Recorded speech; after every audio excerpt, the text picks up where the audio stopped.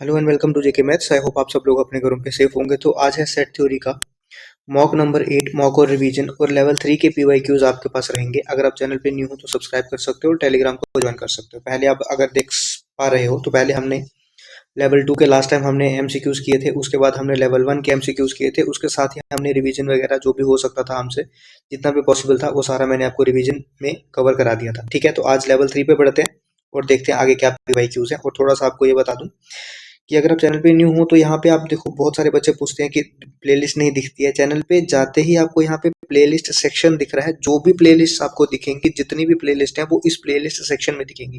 बाकी में आपको चीजें कम दिख सकती हैं, कोर्स में चीजें कम दिख सकती हैं, होम पे चीजें कम दिख सकती हैं, लेकिन बाकी जितनी भी चीजें अवेलेबल हैं चैनल पे, जितनी भी मतलब सब्जेक्ट हैं, वीडियोस हैं, जिसके भी रिलेटेड है वो सारा आपको प्लेलिस्ट सेक्शन में दिखेगा। जैसे यहाँ पे थोड़ा सा मैंने अपडेट कर दिया है, यहाँ पे चीज़ें आपको दिख रही होंगी, हर एक चीज़ यहाँ पे अवेलेबल है। तो ये दिखेंगे कहाँ, ये प्लेलिस्ट सेक्शन में। ठीक है, तो हम लोग स्टार्ट करते हैं अपने पीवाईक्यू से। क्वेश्चन नंबर 1 से स्टार्ट करेंगे। देखो जरा। ठीक है, क्वेश्चन नंबर 1 क्या बोल रहा है? If phi is a null set, अगर फाई जो है हमारा क्या है, एक नल सेट है। ठीक है, नल सेट आपको पता है, नल सेट को अब हम वॉइड सेट भी बोलते हैं, एम्प्टी सेट भी बोलते हैं, ये सारी चीजें आपको पता है। Then which of the following is correct? ठीक है, इनमें से कौन सा करेक्ट है? तो अगर नल सेट है तो आपको पता है कि नल सेट को कैसे रिप्रेजेंट किया जाता है। एक तो नल सेट को रिप्रेजेंट करने का तरीका ये है, दूसरा उसको रिप्रेजेंट करने का तरीका ये खाली ब्रैकेट है। जीरो में बहुत ज्यादा बच्चा कंफ्यूजन क्रिएट करता है। जीरो में, जीरो का मतलब ये नल सेट नहीं है। जीरो का मतलब है कि एक एलिमेंट है इसके अंदर, एक एलिमेंट है, तो मतलब इसको मैं सिंगलटन सेट बोलूंगा, ना कि वर्ड सेट या एम्प्टी सेट या नल सेट। तो इसका मतलब इसकी दूसरी रिप्रेजेंटेशन क्या है, डी पार्ट है। सर ये लेवल 3 के एमसीक्यूज कैसे हुए? आगे आगे बढ़ो, पहले ही एमसीक्यू में कहा आपको उस लेवल पे लेके जाऊंगा। नेक्स्ट क्वेश्चन नंबर 2 देखो। क्वेश्चन नंबर 2 क्या बोल रहा है? ए जो है एक सेट है जिसमें 3 एलिमेंट है, A B C. Then what is the number of proper subsets of A? अब देखो कंफ्यूजन कहाँ पे होगी, प्रॉपर सबसेट्स में। नंबर ऑफ सबसेट अगर मुझे निकालने हैं तो 2 की पावर जितना भी मेरे पास क्या है, नंबर ऑफ एलिमेंट्स है, तो 2 की पावर 3 अगर मैं करूंगा तो मेरे पास आएगा 8। ये मेरे पास निकल के आएगा नंबर ऑफ सबसेट। क्या निकल आएगा? नंबर ऑफ सबसेट निकल के आएगा। लेकिन जब भी प्रॉपर पूछा होता है तो उससे एक कम कर देते हैं। ऐसा क्यों करते हैं, ये आंसर मुझे आपसे चाहिए कि ऐसा एक कम करते क्यों है। लेकिन एक कम करते हैं तो इसलिए 7 आ जाता है। सारी चीजें मैंने बता रखी हैं, क्यों करते हैं, कैसे करते हैं, लेक्चर्स में सब चीजें बता रखी है, बट थोड़ा बहुत आपको भी रिवाइज करना है। क्वेश्चन नंबर 3 पे चलते हैं। अब आपको क्वेश्चन दिखने लगेंगे थोड़े थोड़े, जो आपको लगेगा कि नहीं क्वेश्चन थोड़े से अच्छे हैं।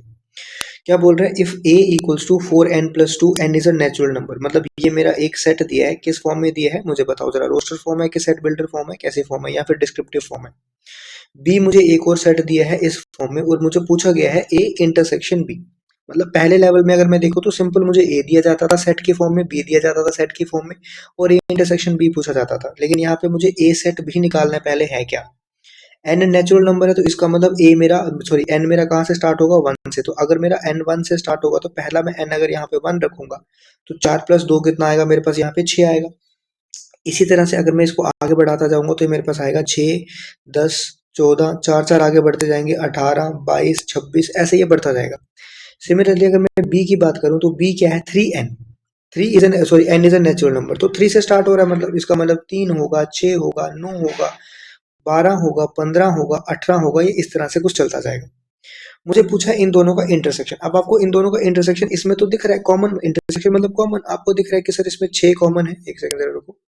इसमें दिख रहा है आपको सर 6 कॉमन है, इसमें मुझे दिख रहा है कि ये 18 कॉमन है, आगे भी इसमें चीजें कॉमन आएंगी। तो इसका मतलब इसमें कैसी चीजें कॉमन आ रही है, एक तो 6 कॉमन आ रहा है, एक 18 कॉमन आ रहा है, तो आगे चलती जाएगी चीजें। इसका मतलब जो भी आएगा वो कहीं ना कहीं 6 का कुछ ना कुछ मल्टीपल होगा।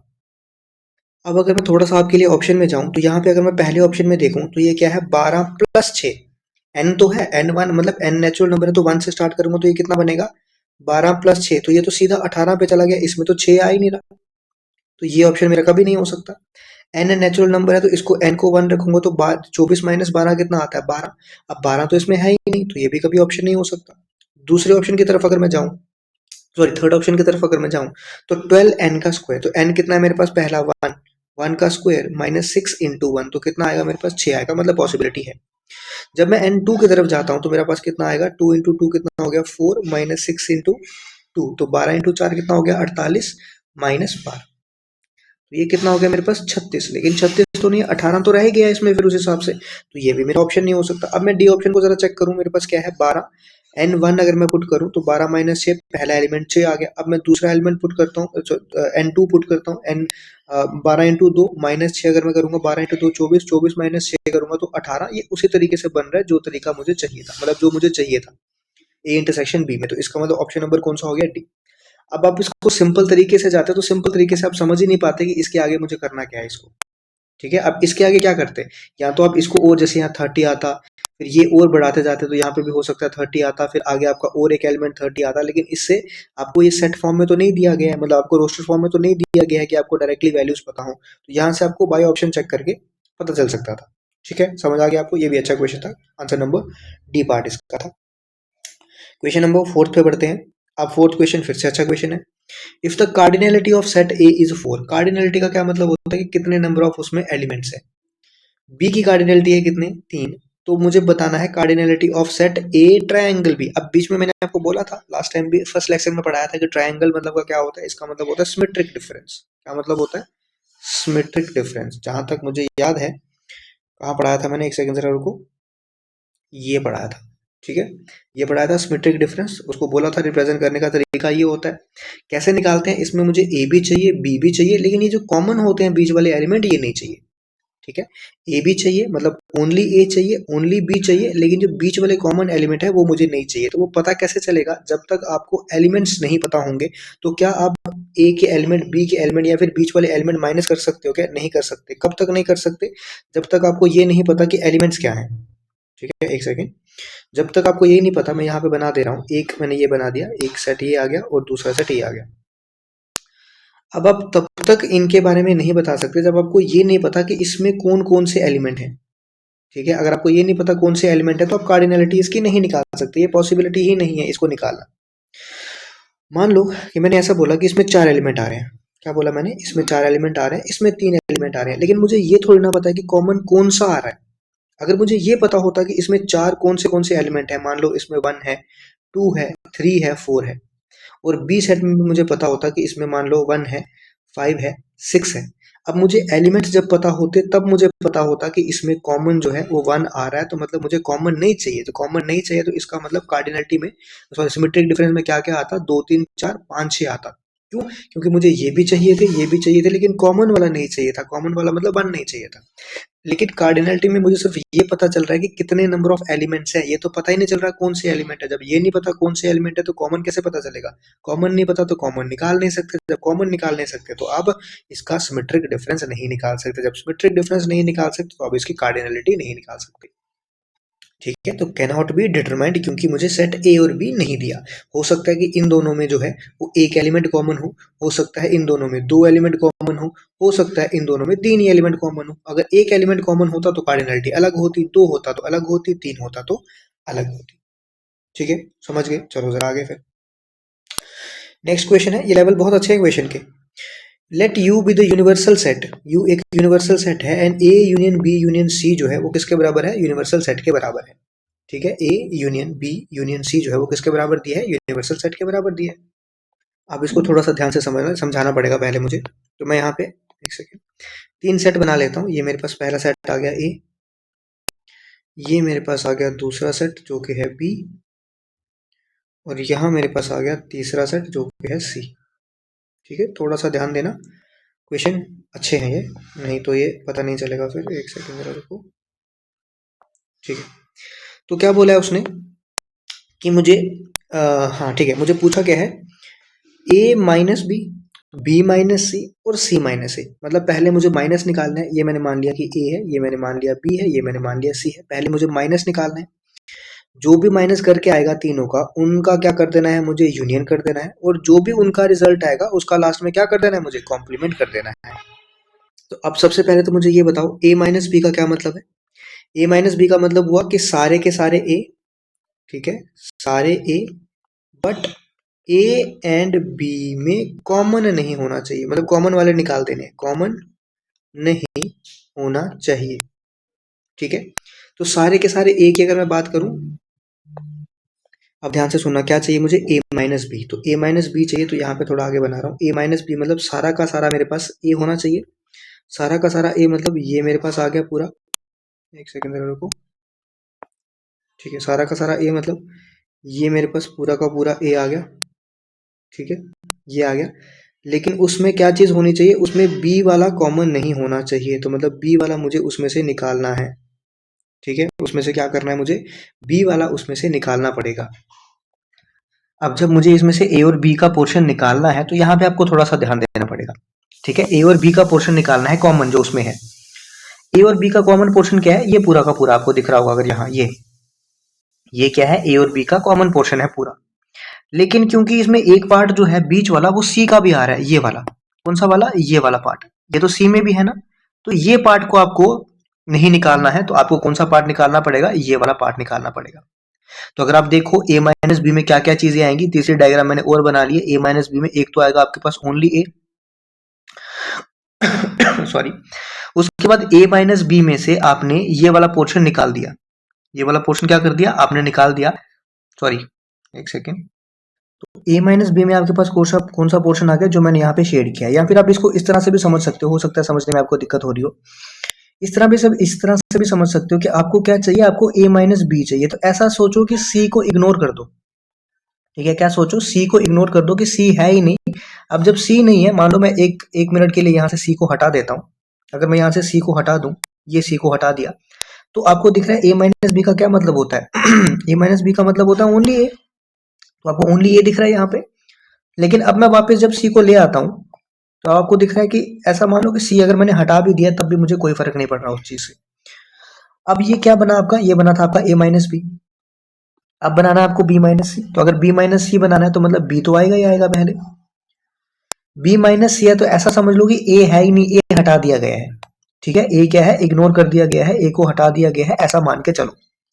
तो सॉरी, बी माइनस सी चाहिए तो आपके पास ये भी पोर्शन बी में आएगा, क्योंकि आप ऐसा मान के चल रहे हो ना, ए है ही नहीं, तो ए है ही नहीं, तो ये भी पोर्शन किस में आएगा, बी में आएगा। सिमिलरली आपका ए माइनस सी या सी माइनस ए आपको पूछा होगा तो ये वाला पोर्शन आएगा, ये येलो वाला पोर्शन आएगा, और उसके बाद आपको कौन सा पोर्शन आएगा, ये भी आएगा। क्यों, क्योंकि अगर सी माइनस ए बोला है तो मान के चलो बी है ही नहीं, तो बी है ही नहीं तो इसका मतलब ये पोर्शन भी मेरे पास आएगा। अब तीनों का मुझे क्या बोला है, ये मेरे पास ए माइनस बी भी आ गया, बी माइनस सी भी आ गया, सी माइनस ए भी आ गया। अब इन तीनों का क्वेश्चन में मुझे क्या बोला था, इन तीनों का क्या करना है, मुझे यूनियन करना है, तीनों का यूनियन, तो ये तीनों का यूनियन ये तो दिख रहा है मुझे, ये क्या दिख रहा है, यूनियन। अब यहाँ पे एक चीज देखने वाले है कि क्या चीज बची, ये जो बीच वाला पोर्शन था ना, ये बचा का बचा रह गया है, ये अभी कहीं किसी के साथ नहीं आया, देख पा रहे हो, ये जो बीच में शेड कर रहा हूँ ये किसी के साथ नहीं आया।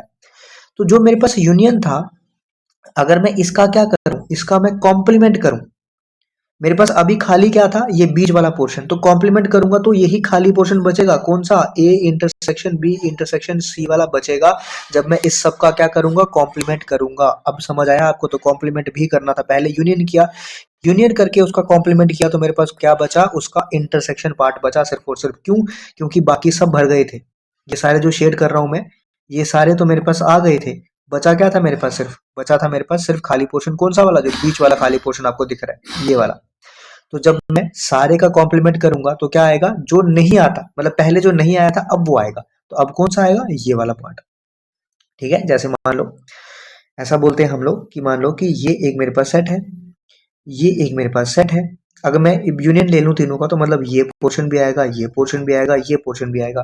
तो इसका अगर मैं कॉम्प्लीमेंट बोलूं तो इसको, इन तीनों को छोड़ के बाकी बाहर वाला जो भी है, ठीक है। या फिर अगर मैं बात करूं, एक सेकेंड, अभी मैं बोलता हूँ कि मेरे पास, मैं सिर्फ जो शेडेड वाला पोर्शन है वो ले रहा हूँ, ठीक है, जो शेडेड है वो ले रहा हूँ। अब इसका कॉम्प्लीमेंट क्या आएगा, जो शेडेड नहीं है, मतलब ये वाला पोर्शन। तो सिमिलरली यहाँ पे भी तीन सेट में भी कैसा हुआ, बीच वाला पोर्शन शेडेड नहीं था जब मैंने यूनियन लिया, तो इसका जब कॉम्प्लीमेंट लेना था तो वही शेडेड जो पोर्शन बचा था वही मेरे पास आ गया। ये क्वेश्चन समझने में थोड़ा सा मुश्किल था, तो तीन डायग्राम थी, इसलिए सी को मतलब एक एक करके सी को इग्नोर किया, फिर बी को किया, फिर ए को किया, ऐसे करके हमने क्वेश्चन निकाल दिया। बहुत अच्छा क्वेश्चन था। आगे चलते हैं हम लोग क्वेश्चन नंबर अपने 6 पे।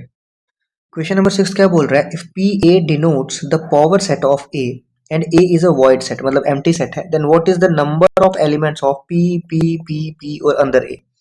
मतलब सबसे पहले मुझे ये ब्रैकेट जो है अंदर वाली ये कंसीडर करनी होगी, तो मतलब सबसे पहले मुझे पावर सेट ऑफ ए ये कंसीडर करना होगा, तो कैसे निकालेंगे, 2 की पावर जितने भी एलिमेंट है, और ए क्या है मेरे पास, ए वॉइड सेट मतलब एम्प्टी सेट है, इसका मतलब कोई भी एलिमेंट नहीं है, मतलब जीरो है।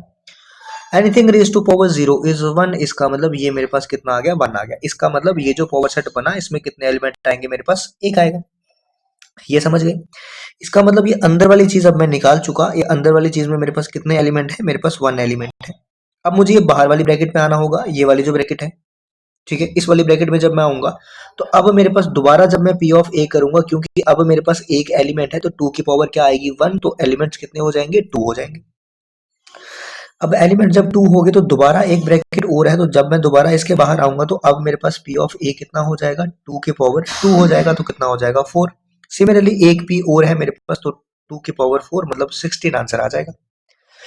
ठीक है, तो आप ऐसा देख सकते हो कितनी बार p है? 1 2 3 4 बार था, तो दो आप 2 की पावर 4 करोगे तो आ जाएगा। लेकिन स्टिल मैं चाहूंगा कि एक एक करके आप थोड़ा पहले चीजों को समझो, उसके बाद चीजों पे फिर शॉर्ट वगैरह जो है उस पे जाओ। क्वेश्चन नंबर 7 जो है आपको दिख रहा है, अच्छा क्वेश्चन है, देखो ध्यान से। नेक्स्ट बोल रहा है लेट ए, एक second, x such that, let A equals to x such that x is a square of natural number. अब बहुत सारे बच्चे यहीं पे पहले रुक जाएंगे कि sir x is a square of natural number. Sir natural number तो कभी रुकेंगे नहीं, ये तो चलता जाएगा, ये तो इनफाइनाइट सेट बनेगा, मुझे भी पता है इनफाइनाइट सेट बनेगा। तो सर कैसे लिखेंगे इसको? अगली कंडीशन पढ़ लो, and x is less than 100। x जो है वो 100 से कितना होना चाहिए? नीचे होना चाहिए। x क्या है? स्क्वायर है, और 100 से कितना होना चाहिए? नीचे। तो इसका मतलब ये जो मेरा सेट बनेगा 1 से स्टार्ट होगा नेचुरल नंबर से। अब क्योंकि x क्या है? एक स्क्वायर है, तो इसका मतलब उसके बाद क्या आएगा मेरे पास? स्क्वायर 4 आएगा, उसके बाद कितना आएगा? 9 आएगा, 16 आएगा, 25 आएगा, 36, 49, 64 एंड 81। अब मैं 100 नहीं ले सकता। क्यों नहीं ले सकता? क्योंकि उसने बोला है less than 100। And b is a set of even natural numbers, और b क्या है? मेरे पास इवन नेचुरल नंबर्स है। तो मतलब यहीं से मुझे पता चल पा रहा है कि अगर मुझे इंटरसेक्शन निकालना तो इवन नेचुरल नंबर इसमें 4 आएगा। एक सेकंड जरा रुको। इवन नेचुरल नंबर 4 है, इसमें 16 है, 36 है, 64 है, ये सारे क्या है? Even natural number. तो कितने इवन नेचुरल नंबर आए मुझे? कितने दिखे यहाँ पे? 4 दिखे। मुझे क्या चाहिए था? कार्डिनलिटी चाहिए थी इसकी, ना कि मुझे ये चाहिए था कि इसमें कॉमन क्या आ रहा है। अगर मुझे ए इंटरसेक्शन बी पूछा होता तो मैं लिखता आंसर इसका 4, 16, 36 और 64 इसका आंसर लिखता। लेकिन मुझे कार्डिनलिटी मतलब नंबर ऑफ एलिमेंट्स कितने आ रहे हैं? 4 आ रहे हैं, मुझे वो चाहिए था। ठीक है, समझ गए? चलो फिर आगे बढ़ो, क्वेश्चन नंबर 7 पे बढ़ते हैं। What is the number of proper set of given finite set with n element. जब n एलिमेंट आपको दी हूं उसके प्रॉपर सेट कितने बनते हैं? मैं आपको पहले बता चुका, थोड़ी देर पहले इक्वेशन था 2 की पावर n माइनस 1। अब माइनस 1 क्यों करते हैं वो मैं आपको बता चुका हूं, आप मुझे कमेंट में बता सकते हो, कोई एक बच्चा चलेगा। नेक्स्ट अगर मैं बढ़ूं 9th क्वेश्चन पे, तो 9th क्वेश्चन क्या है? ABC जो है वो 3 सेट है आपके पास। अब 3 सेट है तो आपके पास a minus b minus c आपको दे रखा है। बहुत अच्छा क्वेश्चन है, फिर से ध्यान से देखना। जब भी ऐसे क्वेश्चन होते हैं तो अगर आप इसको वेन डायग्राम से जाओ या फिर एग्जाम्पल से जाओ तो ज्यादा अच्छा रहता है। बाकी आप जैसे भी करना चाहो मर्जी है। 3 सेट है, a माइनस बी माइनस सी आपको दे रखा है, तो मतलब मैं पहले बना लेता हूँ। एक सेकेंड, कॉपी तो मैंने किया था शायद, एक सेकेंड रुको। हाँ ठीक है, तो इसको थोड़ा सा नीचे ले आते हैं। ठीक है, ये ऐसा बनेगा और इसको हटा दूं। ठीक है, ABC आ गया। ठीक है, अब देखो क्या बोला गया है आपको? a माइनस बी माइनस सी। इसका मतलब सबसे पहले तो आपको बोला गया है b माइनस सी के लिए। अभी मैं थोड़ी देर पहले आपको समझा दिया b माइनस सी। तो b माइनस सी के लिए आप ऐसा मान के चलो कि a को कर दो इग्नोर। जब a को इग्नोर कर दो तो b माइनस सी में ये b तो आएगा ही, क्योंकि अगर a नहीं है तो ये भी आप मान के चलो कि a नहीं है तो ये भी आएगा। ये पोर्शन जो मैं काले से यहाँ पे ये डार्क कर रहा हूँ इसको। एक सेकंड जरा, ये क्या हो गया? ठीक है, तो ये किस में आएगा? मेरा b माइनस सी में आएगा। उसके बाद आप क्या, आपको क्या करना है? ए में से इस सबको निकालना है। ए में से इस सबको निकालना है, तो इसका मतलब ए में से सबको निकालना है, तो मतलब ए सेट क्या है? ये पूरा सेट है आपका। अगर आप ध्यान से देखो ये क्या है सारा आपके पास? ये ए है। अब ये भी था, ये भी है ए। इसमें से अब काले वाले को आपको निकाल देना है, मतलब कॉमन जो है वो निकाल देना। तो इसका मतलब ये वाला जो पोर्शन है वो निकल जाएगा। ये वाला भी आपको नहीं चाहिए क्योंकि आपको निकाल देना। तो इसका मतलब जो भी रेड में आपको ये दिख रहा है वो आपके पास फाइनल आंसर जो है वो आएगा। जो भी रेड में आपको ये क्या बोलते हैं इसको, अंडरलाइन नहीं, शेडेड दिख रहा है, तो ये आपका आंसर आएगा। अब ये आंसर तो आएगा, लेकिन डायरेक्ट ऐसा कुछ दिया नहीं हुआ आपको, तो आपको कुछ यहाँ से एक्सप्रेशन देके उस तरीके का कुछ बनाना पड़ेगा। तो इसमें अगर मैं इसको तोड़ूं, थोड़ा सा अलग अलग करूं, तो ये चीज आपको क्या दिख रही है? ये चीज मुझे दिख रही है ओनली ए। ठीक है, कहाँ तक? ये मैं अगर मैं यहाँ से बाउंड्री मार्क करूं, किसी पेन से, ब्लैक पेन से करता हूँ, ये मैं अगर बाउंड्री मार्क करूं यहाँ और यहाँ तक, ठीक है, ये क्या दिख रहा है मुझे? ये मुझे दिख रहा है ओनली ए। उसके बाद ये मुझे क्या दिख रहा है? ये मुझे बी इंटरसेक्शन सी दिख रहा है, सॉरी ए इंटरसेक्शन सी दिख रहा है। ठीक है, तो मेरा कुछ अगर ऐसा आंसर होता जिसमें मेरे पास क्या होता, ओनली ए, उसके साथ यूनियन में मेरे पास क्या होता, ए इंटरसेक्शन सी अगर हो तो मेरा काम बन जाएगा। अब ओनली ए को मैं ऐसा भी तो लिख सकता हूं, कहां गया मेरा ये, ओनली ए को मैं ऐसा भी तो लिख सकता हूं, A minus B union A intersection C. क्या ऐसा ऑप्शन है क्या? मुझे ऑप्शन नंबर थर्ड दिखा, क्या आंसर हो सकता है क्या? क्यों नहीं हो सकता? हो सकता है ना। तो इसीलिए मैंने इसको दो में तोड़ा, दो में तोड़ के मुझे ये चीज क्या होगी पता चल गई। ठीक है, समझ गए। तो ये सारे के सारे क्वेश्चन आप देख रहे हो, लेवल 3 इनका नाम क्यों है, इसीलिए इनका नाम है। नेक्स्ट अगर मैं ध्यान से देखूं तो क्वेश्चन नंबर मेरे पास आ गया 10, if A and B are two sets satisfying A minus B equals to B minus A. अब ए माइनस बी जो है वो बी माइनस ए के बराबर है। ए माइनस बी, बी माइनस ए माइनस बी आपको पता है क्या है, ओनली ए, और बी माइनस ए क्या होता है, ओनली बी। ओनली ए अगर ओनली बी के बराबर है, इसका मतलब मुझे ये दे रखा है कि सेट ए और बी जो है उसमें सेम एलिमेंट्स है, और वो क्या है, डिस्टिंक्ट एलिमेंट है। क्या बोलूंगा मैं इसको, डिस्टिंक्ट एलिमेंट बोलूंगा। कैसे एलिमेंट है, इसमें डिस्टिंक्ट एलिमेंट है। ठीक है, क्योंकि अगर मैं इसको बनाने की कोशिश करूं आपके सामने, ये ए मैंने मान लिया, ये मैंने बी मान लिया, तो दो बार मुझे बनाना पड़ेगा ऐसे बताने के लिए आपको। ओनली ए का मतलब हो गया, वन सेकेंड, ये ए है, ये बी, ये ए और ये बी। ओनली ए का मतलब हो गया सिर्फ ये। ठीक है, ये किसके बराबर है, ओनली बी के बराबर, तो यहाँ पे ओनली बी क्या हो गया, इसके बराबर। ठीक है, तो ये क्या दिया है मुझे, ये बराबर दिए हैं, बीच में क्या है, इक्वल्स टू। अब ये दोनों बराबर हैं, इसका मतलब कि ये जो ए के एलिमेंट्स होंगे और बी के एलिमेंट्स होंगे ये डिस्टिंक्ट होंगे। अगर ये मतलब कि डिस्टिंक्ट नहीं होते, अगर ये एक जैसे होते तो कुछ ना कुछ इसमें से निकल जाता और बाहर। तो इसीलिए क्या होगा, इसका मतलब ये हुआ कि इनकी जो ये पॉसिबिलिटी कब होगी, ये तभी पॉसिबिलिटी होगी जब ए क्या होगा मेरे पास, बी के बराबर होगा। ठीक है, एक सेकंड जरा रुको, मैंने डिस्टिंक्ट एलिमेंट क्यों बोला यहाँ पे, एक मिनट मुझे पढ़ने दो सवाल जरा। A and B are two sets satisfying A minus B equals to B minus A, then which of the following is correct. अगर ए माइनस बी मतलब ओनली ए ओनली बी के बराबर है तो डिस्टिंक्ट एलिमेंट नहीं हो सकता ना, क्योंकि बराबर है। तो ये मैं कुछ हो सकता है, मैं कुछ और सोच रहा हूँ, डिस्टिंक्ट एलिमेंट नहीं है क्योंकि ये क्या है, बराबर।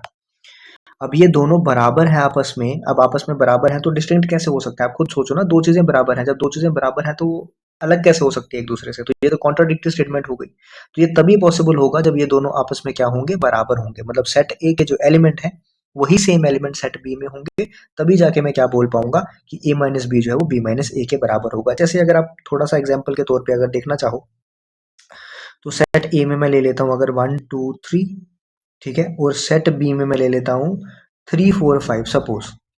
ठीक है, तो अगर मैं यहाँ पे कॉमन क्या है पहले दोनों में, कॉमन देखो जरा, कॉमन क्या है दोनों में, तीन कॉमन है। ठीक है, दोनों में कॉमन क्या है, तीन, तो तीन कहाँ आ जाएगा, यहाँ बीच में आ जाएगा। ए क्या है 1 और 2, और बी क्या है 4 और 5। तो इस तरह से कुछ बनेगा। ए, इसको हटा देता हूँ जरा, ये क्या है 1 और 2, तो इसको यहीं पे लिख देता हूँ अंदर। तो ये इस तरह से कुछ बनेगा। अब सिमिलरली यहाँ पे भी 1 और 2 आएगा, यहाँ पे भी 3 आएगा, और यहाँ पे भी क्या आएगा आपके पास, एक सेकेंड जरा रुको, यहाँ पे आएगा मेरे पास 4 और 5, 4 और 5। अब आप यहाँ पे देख पा रहे हो कि ए जो है 1 और 2 है, बी जो है वो 4 और 5 है। अब ये अगर डिस्टिंक्ट हुए, मतलब डिस्टिंक्ट मतलब अलग अलग हुए, अलग अलग हुए, तो मेरे पास ए माइनस बी में क्या आ रहा है, सिर्फ और सिर्फ 1 और 2, और बी माइनस ए में क्या आ रहा है 4 और 5। तो ये बराबर नहीं हो सकते कभी। ये बराबर कब होंगे, अगर मैं ए माइनस बी, सॉरी, ए में भी क्या ले लूं 1 2 3, और बी में भी क्या ले लूं 1 2 3। ठीक है, इस तरह से ले लूं तो अब मैंने दोनों को बराबर ले लिया। तो अगर मैं अब a माइनस बी करूंगा, a माइनस बी मतलब ओनली a, उनमें जो दोनों का कॉमन है वो निकल जाना चाहिए। तो ओनली a मतलब 1 2 3, दोनों में कॉमन क्या है 1 2 3, तो निकल जाना चाहिए, मतलब a माइनस बी क्या हो गया 5। सिमिलरली b माइनस ए करूंगा तब भी क्या हो गया 5। तो ये बराबर आए कभी, तभी जब a क्या किसके बराबर होगा, b के बराबर होगा। तो क्या आंसर आएगा आपका, सी पार्ट आएगा। एग्जाम्पल लेके भी साथ में मैंने आपको बता दिया, चाहता तो मैं आपको मतलब वही सीधा यही बता देता कि ए माइनस बी याद रखो बी माइनस ए के बराबर है, वो कब होगा, ए इक्वल्स टू बी। तो ये डायरेक्ट रिजल्ट, ये डायरेक्ट रिजल्ट है आपके, जो आपको नोट के फॉर्म में लिखने हैं अपनी कॉपी पे। ठीक है, एज अ नोट आपको ये फॉर्म में लिखने हैं कि अगर ए और बी जो है, जिसमें ए माइनस बी जो बी माइनस ए के बराबर अगर कहीं पे आ रहा है, तो इसका मतलब ये होगा हमारा जो सेट ए है वो सेट बी के बराबर होगा। ठीक है, चलो आगे। चलो पहले क्वेश्चन 12th देख लेते हैं, उसके बाद 11th पे बढ़ेंगे। ये आपको एक्चुअली मैं देने वाला हूँ होमवर्क। क्या करना है इसमें थोड़ा सा बता देता हूँ। यहाँ डी मॉर्गन्स लॉ और एसोसिएटिव प्रॉपर्टी दोनों एक साथ यूज होने वाली है। पहले आपको यहाँ पे अगर आप देखो तो यहाँ पे होल कॉम्प्लीमेंट है, तो इसको अगर आप चेंज कर लोगे बाय डी मॉर्गन्स लॉ तो ये क्या हो जाएगा, जिस पे कॉम्प्लीमेंट नहीं है उस पे कॉम्प्लीमेंट आ जाएगा, मतलब ए पे कॉम्प्लीमेंट आ जाएगा और दोनों के साइन जो है वो अंदर चेंज हो जाएंगे और जिस पे कॉम्प्लीमेंट था उस पे कॉम्प्लीमेंट हट जाएगा। ये इस तरीके से बन जाएगा। कहाँ गया, ये इस तरीके से बन जाएगा। इसका अगर नेक्स्ट इंटरसेक्शन है सी कॉम्प्लीमेंट के साथ, अब इसको डिस्ट्रीब्यूटिव प्रॉपर्टी एसोसिएटिव प्रॉपर्टी इसको आप एसोसिएट कर सकते हो इसके साथ, मतलब अलग अलग कर सकते हो, अलग अलग करके आपका कोई एक आंसर आएगा, उसके साथ फिर इसको एसोसिएट करोगे, तो ऐसे करके आपका जो भी आंसर आएगा वो मुझे चाहिए। ये अच्छा क्वेश्चन है, ये भी आ सकता है, तो ये आप खुद करो। आप देखो 13th question, two finite sets having m and n element, मतलब दो सेट्स हैं जिसमें एक में m एलिमेंट है दूसरे में n एलिमेंट है। The total number of subsets of the first set, मतलब पहले सेट के जो टोटल सबसेट बनते हैं तो कितने बनेंगे, 2 की पावर m बनेंगे।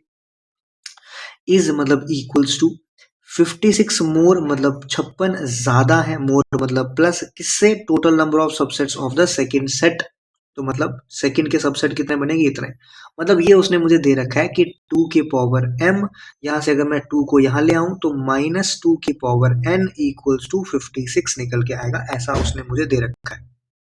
ठीक है, ऐसा क्या है उसने मुझे दे रखा है। अब मेरी बेवकूफी है कि अगर मैं इसको मतलब सॉल्व करूँ आगे, तो अगर मैं इसको बाई ऑप्शन ना चाहूँ तो अब मुझे यहाँ पे सबसे सिंपलेस्ट, तो पहले छोटा सा ऑप्शन चूज कर लेके देख लो ना, 2 की पावर 4 कितना होता है, 16, 16 माइनस 2 करूंगा तो 56 तो आएगा नहीं, तो ये आंसर चला गया। बी की पावर देख लेते हैं, तो 2 की पावर 6 -2 की पावर 3, तो यहाँ से मतलब मेरे को तो दिख रहा है कि 2 की पावर ये 6 कितना हो गया, 64, क्योंकि 2 की पावर 5 कितना होता है, 32, उसका डबल 64 -8 हो गया, और 64 में से 8 जाएंगे तो 56 मेरा आंसर आएगा। इसका मतलब कि मुझे ये साफ साफ दिख रहा है कि ये मेरे पास आंसर होने वाला है। अगर आप बाई ऑप्शन इसको नहीं जाते तो फिर ये सॉल्व करने का आपका थोड़ा सा मुश्किल हो जाता। 14 क्वेश्चन देखो, लेट यू विद एक second, let u be the universal set for set a and b if n of a, n of b और n of a intersection b भी आपको दे रखा है। तो मतलब ये मेरे पास आपको पता है, जब मैं वेन डायग्राम बनाता हूँ सेट थ्योरी के लिए, वेन डायग्राम बहुत इंपॉर्टेंट है। मैंने आपको बोला भी था, रीजनिंग की प्लेलिस्ट पे मैंने शेयर की है टेलीग्राम चैनल पे, उसमें वेन डायग्राम के 2 से 3 लेक्चर हैं, तीसरे में तो पीवाईक्यूज ही होंगे, 2 लेक्चर होंगे, तो वो आपने अगर पढ़ लिया अच्छे से तो आपका सेट थ्योरी भी सही हो जाएगा, वेन डायग्राम सही हो जाएगा। तो ये मेरे पास यूनिवर्सल सेट होता है, आपको पता है। इसके अंदर मेरे पास 2 सेट उसने दिए हैं, ये मेरे पास ए दे रखा है और इसने एक और दे रखा है मुझे, ऐसा बी दे रखा है। ठीक है, ये मेरे पास ए है और ये मेरे पास बी है। ऐसा उसने मुझे बोल रखा है कि ए में कितने एलिमेंट है, 200 है, बी में कितने एलिमेंट है, 300 है, मतलब ये और इंटरसेक्शन में 100 है, मतलब ये जो बीच में है इसको थोड़ा सा बड़ा कर देता हूँ, एक सेकंड रुको जरा। ठीक है, ओके, अब ठीक है। तो उसने क्या बोला है, बीच वाले में कितने एलिमेंट है मेरे पास, बीच वाले में 100 है, मतलब कॉमन एलिमेंट कितने हैं मेरे पास, 100। अब क्योंकि एन ऑफ ए में 200 एलिमेंट है टोटल, तो इसका मतलब यहाँ पे कितना आ जाएगा, 100। एन ऑफ बी में 300 है, 100 पहले ही बीच में आ चुके हैं, तो यहाँ पे कितना आ जाएगा, 200। इसका मतलब टोटल अगर मैं देखूं तो ए यूनियन बी में, ठीक है, यहीं से मुझे पता चल रहा है n of A union B में टोटल कितने एलिमेंट होंगे, 400 होंगे। ऐसा नहीं करना चाहते तो आप लोग फॉर्मूला भी यूज कर सकते थे, n of A union B equals to n of A plus n of B minus n of A intersection B, तब भी आपके पास यही आता, 200 प्लस 300 500, 500 माइनस 100 कितना होता, 400, तो तब भी यही आंसर आता। तो आपकी मर्जी है, वेन डायग्राम से मैं इसलिए बोल रहा हूँ कि आपकी प्रैक्टिस ज्यादा हो जाएगी, और कोई क्वेश्चन ऐसा हुआ जो थोड़ा सा कंसेप्चुअल हुआ तो वेन डायग्राम से ज्यादा आसान होगा कैलकुलेशन से। ये इतना आ गया आपके पास 400। अब आपको क्या दिया है, n of A complement intersection B complement, तो यहाँ से आपको दिख रहा होगा A complement intersection B complement जो है वो 300 के बराबर दिया है, और आपको डिमॉर्गन्स लॉ से ये भी दिख रहा होगा कि इसको लिख सकते हैं n of A intersection B का होल कॉम्प्लीमेंट, और ये किसके बराबर है, 300 के बराबर आ गया। आपको निकालना क्या है, यूनिवर्सल सेट में कितने एलिमेंट्स हैं, टोटल सेट मतलब टोटल यूनिवर्सल सेट जो है उसमें कितने एलिमेंट्स होंगे। अब ध्यान से देखते रहना थोड़ा सा, मतलब 1 मिनट और लगेगा, क्वेश्चन खत्म। क्या दिया आपको, ए इंटरसेक्शन बी का जो भी कॉम्प्लीमेंट था वो आपको दे रखा है, ठीक है। सॉरी, इक्वेशन में थोड़ा उल्टा हो गया, यहाँ पे क्या दिया था आपको, इंटरसेक्शन दे रखा था, तो यहाँ पे इंटरसेक्शन था तो ये साइन चेंज होकर यहाँ पे क्या आ जाएगा, यूनियन आ जाएगा।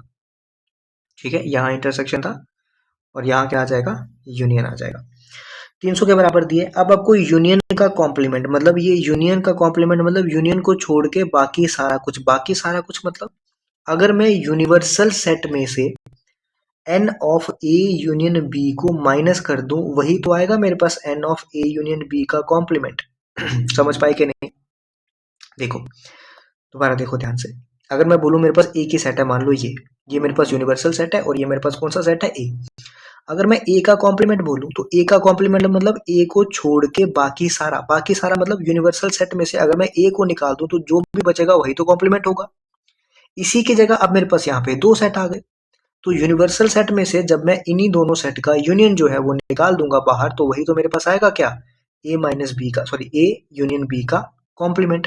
और यहाँ पे मैंने वही तो लिखा, मुझे कॉम्प्लीमेंट दे रखा था। और कॉम्प्लीमेंट क्या होगा, यूनिवर्सल सेट में से अगर मैं इसका यूनियन निकाल दूं तो क्या आ जाएगा, कॉम्प्लीमेंट। तो यहाँ से n of U minus universal set का, ये सॉरी इन दोनों का यूनियन किसके बराबर है, ये मैं पहले निकाल चुका था 400 के बराबर, तो माइनस 400 इक्वल्स टू ये किसके बराबर दिया था, 300 के बराबर। तो यूनिवर्सल सेट में कितने एलिमेंट होंगे, 700 एलिमेंट होंगे, 300 प्लस 400। आई थिंक अब आपको समझ आ गया होगा 700 एलिमेंट इसमें आएंगे, कैसे आया वो भी आपको समझ आ गया होगा। ठीक है, ये मैंने आपको यहाँ पे बता दिया, एक लेके भी बता दिया, एक होगा कि कैसे होगा, दो होंगे तो कैसे होंगे। तीन में जनरली ऐसा पूछा नहीं जाता, आएगा कोई क्वेश्चन तो बता दूंगा वो भी। क्वेश्चन नंबर 15 पे चलते हैं। आई थिंक ये क्वेश्चन मैं करा चुका हूँ पीछे, चलो फिर से देख लेते हैं। A union B equals to A union C के बराबर दिया, तो ए तो सेम ही है, तो मैं मान लेता हूँ ए मेरे पास आ गया 1 और 2, ठीक है। बी मैंने ले लिया मान लो 3 और 4। अब क्योंकि ए यूनियन बी करके क्या आएगा, ए यूनियन बी अगर मैं देखूँ तो क्या आएगा, मेरे पास आएगा 1 2 3 4। अब यूनियन दोनों में बराबर है, मतलब ए यूनियन बी जो है वो ए यूनियन सी के बराबर है, तो ऑटोमेटिकली मुझे ना चाहते हुए भी सी को 3 और 4 ही लेना पड़ेगा, तभी तो ए यूनियन बी या फिर ए यूनियन सी करूंगा तो 1 2 3 4 आएगा, यही मेरे पास पॉसिबिलिटी है। तो मतलब बी जो है वो सी के बराबर आएगा ही आएगा, समझ गए। अब ये b इक्वल टू सी के बराबर आया, क्या ये कंडीशन बनी, क्या ए जो है वो b का सबसेट होगा तभी ये कंडीशन फॉलो होगी, ऐसा तो मुझे कुछ नहीं दिख रहा। क्या ए जो है वो सी का सबसेट होगा तभी ऐसी कंडीशन बनी, सिर्फ सिर्फ ऐसी कंडीशन, क्योंकि उसने बोला है ओनली, ऐसा तो जरूरी नहीं है। हाँ ऐसा हो तो कोई कोई वो नहीं है, बुरी बात नहीं है, बट ऐसा नहीं भी हो तो हमारा चीजें चल रही हैं, तो जब उसने ओनली कंडीशन यूज किया तो इसका मतलब ये फॉल्स हो जाएगा मेरे पास, ये ट्रू नहीं होगा, इसका मतलब बी जो है वो सी के बराबर होगा। सिमिलरली आप चाहो तो इसको भी चेक करके देख सकते हो, ए इंटरसेक्शन बी जो है वो ए इंटरसेक्शन सी के बराबर होना चाहिए। जैसे ए इंटरसेक्शन बी अगर आपने यहाँ पे देखा तो कितना आया 5, सिमिलरली ए इंटरसेक्शन सी भी देखोगे तो कितना आया 5, तो इसका मतलब दोनों क्या है, बराबर। तो कब आएंगे, जब बी किसके बराबर होगा, सी के बराबर होगा। नेक्स्ट पे चलते हैं। कुछ क्वेश्चन में जानबूझ के स्किप कर रहा हूँ, जैसे मैंने मैंने अभी 15 किया, 16 मैंने स्किप किया, 17 मैंने स्किप किया, क्यों कर रहा हूँ बताऊंगा बाद में। 18 क्वेश्चन है, ये आपका रहेगा होमवर्क, क्योंकि ये वेन डायग्राम वाला क्वेश्चन है। ये सेट थ्योरी में ये भी आता है कि वही वही 3 वेन डायग्राम, ये ऐसे है, ये ऐसे है, ये ऐसे है, बीच वाला दिया होगा, फिर ये दिया होगा, ये निकालना होगा, इस तरीके से ये चीजें करनी है। ये तो आसान है, ये आप कर सकते हो। नेक्स्ट आपका 19th क्वेश्चन। अब ये क्वेश्चन कुछ कुछ ना मुझे क्वांट जैसा लग रहा है, मतलब परसेंटेज जैसा लग रहा है, और ये मुझे अच्छा लग रहा है। In a certain town 25% families own a phone, 25% families जो है उनके पास फोन है, 15% के पास कार है, 65% फैमिलीज के साथ कुछ नहीं है। तो पहले तो देखो कितनी परसेंट होगी टोटल, क्योंकि हमारे पास 100% ही होता है। ये कितना बन गया, एक तो मेरे पास ये 25 आ रहा है, एक मेरे पास 15 आ रहा है, एक मेरे पास 65 आ रहा है। तो 25 और 15 अगर मैं देखूँ तो 40, 40 और 65 देखूँ तो 105, क्योंकि होता मेरे पास 100 है, 105 आ रहा है। इसका मतलब जो एक्स्ट्रा मेरे पास बचा 5%, वो कहाँ पे आ रहा होगा, वो बोथ में आ रहा होगा। ठीक है, वो कहाँ पे आ रहा होगा, वो बोथ में आ रहा होगा। इसका मतलब मेरे पास कुछ इस तरीके से बनेगा, एक ये होगा, दूसरा मेरे पास ऐसा होगा, ठीक है। और कौन कौन से थे, ये फोन और कार वाले, तो ठीक है, एक ये फोन वाले हैं और ये कार वाले हैं। इसका मतलब 5% कहाँ पे आ रहा होगा, ये 5% यहाँ पे बीच में आ रहा होगा, ठीक है। अब बात करते हैं आगे, उसने क्या दिया है कि 2000 families own both car and phone. इसका मतलब ये 5% ही तो है बोथ वाला, ठीक है। ये बोथ वाला क्या है 5%, इसका मतलब 5% की वैल्यू मुझे किसके बराबर दी है, 2000। इसीलिए मुझे अच्छा लग रहा है, क्योंकि ये कहीं ना कहीं रेशो परसेंटेज वो खेल क्वांट वाला, इसको इक्वल करो, डायरेक्टली निकालो, आसान है। तो सबसे पहले मुझे ये निकालना है, मुझे नीचे क्या दिया है, मुझे नीचे कुछ स्टेटमेंट दी है और मुझे देखना है इसमें से कौन सी स्टेटमेंट सही है। एक स्टेटमेंट मुझे ये दिख गई कि 40,000 फैमिलीज जो है इस टाउन में रहती हैं, मतलब टोटल मुझे नंबर निकालना है कितना है। टोटल हमेशा कितना होता है 100%, 5% की वैल्यू मेरे पास कितनी है 2000। तो अगर मैं यहाँ पे आपके लिए पहले 1% की निकालूं तो 1% कितना होगा, 2000 डिवाइडेड बाई 5, जो कि कितना आ जाएगा 400 आ जाएगा। तो यहाँ से अगर मैं 100% की वैल्यू निकालूं तो कितना आ जाएगा मेरे पास, 400 मल्टीप्लाई बाय 100, जो कि कितना आ गया 40,000। इसका मतलब ये जो थर्ड स्टेटमेंट कह रहा है ये बिल्कुल सही कह रहा है, थर्ड स्टेटमेंट बिल्कुल सही है। अब थर्ड सही है, इसका मतलब अभी मैं कुछ भी एलिमिनेट नहीं कर सकता सिवाय ऑप्शन ए के, ऑप्शन ए एलिमिनेट हो गया। अब मैं 1 ऑप्शन चेक कर सकता हूँ या 2 ऑप्शन चेक कर सकता हूँ, करना तो मुझे दोनों पड़ेंगे ही, ठीक है, क्योंकि 2 यहाँ पे भी है, 1 यहाँ पे भी है, तो 3 के साथ कॉम्बिनेशन 1 और 2 दोनों का है, तो मुझे दोनों ऑप्शन चेक करने पड़ेंगे। तो पहले मैं 1 ऑप्शन अगर चेक करूँ तो मेरे पास ठीक है, मेरे पास क्या दिया हुआ है, 10% families own both car and a phone. 10% families जो है वो कार और फोन दोनों, और उसके बाद 35% families own either a car और अ फोन, मतलब मुझे तो सारी चेक करनी है। अब जैसे मेरे पास टोटल संख्या आ गई, मतलब 40,000, एक तो पता नहीं इसको क्या हो जाता है, टोटल 40,000 मेरे पास आ गया। अब जब टोटल 40,000 मेरे पास आ गया तो जो मुझे क्वेश्चन में दिया था पहले जरा वो तो देखूं ताकि मेरा आंसर निकल पाए। क्या दिया था उसने, 25% फैमिलीज जो है उनके पास क्या है, फोन होगा, ठीक है, वो फोन ओन कर रही है, इसका मतलब 25% जो है वो क्या ओन कर रही है, फोन ओन कर रही है। तो 25% मतलब या तो मैं 1/4 डायरेक्टली लिख सकता हूँ, 25% ऑफ किसका, 40,000 का। आपके लिए मैं थोड़ा सा वो कर रहा हूँ इजी, नहीं तो मैं तो ऐसा नहीं करता हूँ, आपने अगर मेरे से क्वांट पढ़ा तो मैं चीजें नहीं करता हूँ ऐसी। तो ये अगर मैं 2 जीरो से 2 जीरो काटूं, 25 × 4 कितना होता है, 100, तो ये 100 इसका आ गया, 2 जीरो ये है, इसका मतलब 10,000 लोग ऐसे हैं जिनके पास क्या है, फोन है। 15% फैमिलीज हैं जिनके पास क्या है, कार है, ठीक है, 15%। अब मैं ऐसा लिखता हूँ क्वांट में, अगर मैं देखूं तो 5% किसके बराबर होता है, 1/20। 15% किसके बराबर होगा, 3/20। 3/20 किसका, 40,000 का, ठीक है। एक जीरो से यहाँ से एक जीरो गया, 2 से यहाँ पे मैं काटूंगा 2, 3 × 2 कितना हो गया, 6। तो 6,000 लोग मेरे पास ऐसे होंगे जिनके पास क्या है, जिनके पास कार है, ठीक है। 10,000 लोग मेरे पास क्या क्या होंगे, जिसके पास क्या है, फोन है। और 15% मतलब 6,000 लोग मेरे पास ऐसे होंगे जिसके पास क्या है, मेरे पास 15% का, एक सेकेंड, फोन है और कार है। तो यहाँ से मुझे ये देखने को मिला कि 10,000 और 6,000 मतलब टोटल 16,000 मेरे पास ऐसे लोग आए जिनके पास फोन और कार है। अब यही स्टेटमेंट उसने मुझे पहले यहाँ पे दी है कि क्या, उसने मुझे परसेंटेज में बोला है। अब मेरे पास क्या आया, नंबर्स में आया, उसने मुझे बोला परसेंटेज में कि वो 10% ऐसे लोग हैं जिनके पास फोन और कार है, तो मतलब मुझे इसको परसेंटेज में कन्वर्ट करना पड़ेगा। तो मैं क्या करूंगा, इसको 16,000 मेरे पास है, टोटल मेरे पास कितनी है, 40,000 इंटू 100। अगर मेरे पास ये 10% आ गया, सॉरी इंटू 100 है, अगर मेरे पास 10% आ गया, इसका मतलब जो उसने स्टेटमेंट मुझे पहली बोली है 10% families own phone and car, तो वो सही हो जाएगी। तो मैं यहाँ पे अगर चेक करूँ तो ये मेरे पास 2 जीरो, ये 2 जीरो यहाँ से जाएंगे, ये 1 0 2 0 1 0 2 0 यहाँ से गए, 4 × 4, तो ये तो मेरे पास 40 आ रहा है, उसने तो 10% बोला है, इसका मतलब जो स्टेटमेंट 1 उसने बोली है वो गलत है। जब स्टेटमेंट 1 गलत हो गई तो मेरे पास ये ऑप्शन गया, मेरे पास ये ऑप्शन गया, मेरे पास ये वाला ऑप्शन आया, ऑप्शन नंबर सी पार्ट, मतलब 2 और 3 जो है वो सही होगा। अब आपका होमवर्क ये रहा कि आपको क्या करना है, सेकंड वाला ऑप्शन भी चेक करके देखना है। आंसर तो मैंने निकाल के बता दिया, और आज आपको जब एग्जाम अप्रोच करनी है तो आपको यही आंसर निकाल के, मतलब इतना ही करना है, आपको वहां पे चेक नहीं करना है फिर कि 35% भी निकाल के देखता हूँ जरा, क्योंकि जब आपका पहला ही ऑप्शन एलिमिनेट हो गया तो आपने देखा 3 ऑप्शन में पहला ऑप्शन है, जब तीनों ये एलिमिनेट हो गया तो उसके बाद आगे करने की जरूरत नहीं है, लेकिन यहाँ पे क्योंकि आपको कंसेप्ट बिल्ड करने हैं तो आपको ये करना पड़ेगा। एक आसान तरीका बता देता हूँ, 35% of the families own either a phone or a car. इस वेन डायग्राम में आ जाओ। वेन डायग्राम में क्या था, अगर आप ध्यान से देखो 25% जो थे वो फोन वाले थे, 5% ऑलरेडी आ चुका है, तो यहाँ पे कितना बचेगा, 20% बचेगा। 15% कार वाले थे, 5% ऑलरेडी आ चुका है, तो कितने बचेंगे, 10% बचेंगे। अब जो उसने पूछा है second option, 35% families own either a car और अ फोन, मतलब यूनियन करना है, तो 20 और 10 30, 30 और 5 35। इसका मतलब जो ये बोल रहा है सेकंड पार्ट वो बिल्कुल सही है, तो इसीलिए सी और डी, सॉरी हाँ 2 और 3 जो है वो करेक्ट हो गया, ठीक है। तो थोड़ा बहुत सोचने में अपनी मतलब सुधार लाओ, चीजें बहुत आसान हो जाती है, इसीलिए वेन डायग्राम में मैंने स्टार्टिंग में बताया था। चलो जरा आगे। और ये लेक्चर थोड़ा सा लंबा होगा क्योंकि हो सकता है 1 घंटे का हो सकता है उससे ज़्यादा हो, क्योंकि 30-32 के आसपास इसमें क्वेश्चन है और सारे अच्छे लेवल के हैं, और मैं ये नहीं कर सकता कि 5-5 7-7 क्वेश्चन करके आपका 1 घंटा वेस्ट करूँ और 2-3 लेक्चर और आगे बढ़ा दूँ, उसको एक ही में ख़त्म करेंगे, बाकी देखना ना देखना आपकी मर्जी है। तो हाँ, तो ये लेक्चर बड़ा हो सकता है, तो थोड़ा सा पेशेंस के साथ बैठ के रहना। क्वेश्चन नंबर 20 का बोल रहा है, if A, 1 second, if A equals to x y such that y equals to e की पावर 2x और x belongs to real numbers.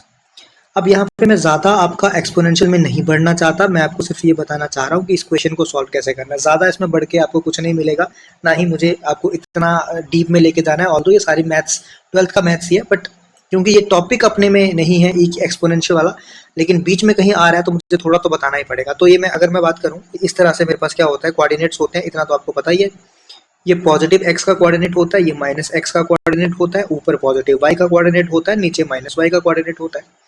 मैंने क्या चूज किया, मैंने यहाँ पे चूज किया, एक सेकंड जरा इसको हटा देता हूँ।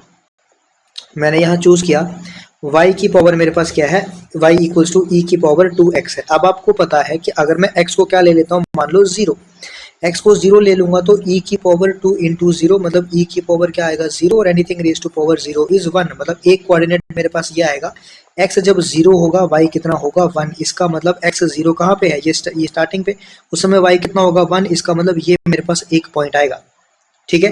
बाकी e की पावर माइनस इन्फिनिटी और e की पावर इन्फिनिटी क्या होता है, 0 होता है। तो अगर मैं x को क्या ले लूँ, माइनस इन्फिनिटी, तो y कितना आ जाएगा, e की पावर माइनस इन्फिनिटी, तो y कितना आ जाएगा 0 आ जाएगा उस केस में। इसका मतलब जब x माइनस इन्फिनिटी होगा यहाँ पे, तो उस समय y क्या होगा 0। तो ये यहाँ से आता जाएगा ग्राफ, कुछ यहाँ से आता जाएगा और एक्सपोनेंशियली ऐसे ये क्या करता जाएगा, ऊपर इस तरह से बढ़ता जाएगा, ठीक है। तो ये ग्राफ कुछ इस तरह से मेरा बढ़ेगा।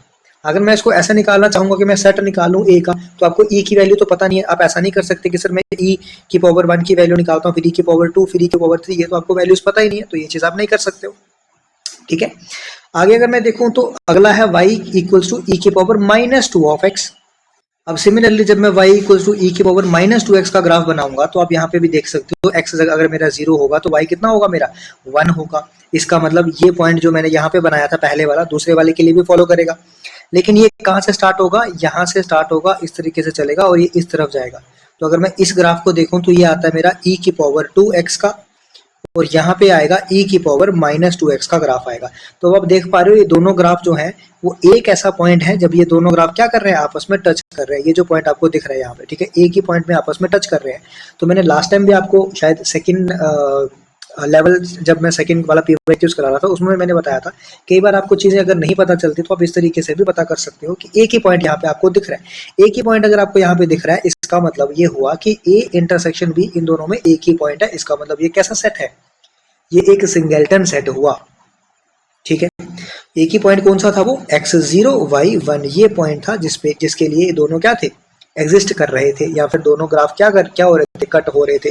या फिर अगर मैं देखूं तो ए सेट में भी ये पॉइंट आ रहा था और बी सेट में भी ये पॉइंट आ रहा था, तो इसका मतलब यही एक कॉमन पॉइंट था। तो इसीलिए कैसा सेट बना, सिंगलटन सेट बना। आई होप क्लैरिटी हुई होगी। क्वेश्चन नंबर 21 की तरफ चलें। 21 क्या बोल रहा है, 21 बोल रहा है A is a set of all, A equals to x y such that x square plus y square is less than equals to 1। और एक्स वाई जो है वो कहाँ पे आ रहे हैं, वो रैशनल नंबर्स को बिलोंग कर रहा है। अगर आपको थोड़ा सा पता है, ज्यादा नहीं, थोड़ा सा मुझे चाहिए, ज्यादा नहीं चाहिए मुझे, आपको ये पता होना चाहिए कि ये किसकी इक्वेशन है, ये सर्कल की इक्वेशन है। ये इक्वेशन आपको क्वाड्रेटिक इक्वेशन में, सॉरी कोऑर्डिनेट ज्योमेट्री में भी पूछा जाएगा। ये किसकी इक्वेशन है, ये सर्कल की इक्वेशन है, ठीक है, सर्कल की इक्वेशन है। और हमको क्या करना है, मतलब ये अगर सर्कल की इक्वेशन है तो एक मिनट जरा मुझे थोड़ा सा समझाने दो आपको। तो मेरे पास अगर मैं सर्कल का मतलब जनरल इक्वेशन ऑफ सर्कल देखो तो मेरे पास क्या बनता है, x माइनस ए का square plus y minus B का स्क्वायर इक्वल्स टू r का स्क्वायर। ये मेरे पास क्या बनता है, एक मेरे पास सर्कल बनता है, सर्कल का इक्वेशन है।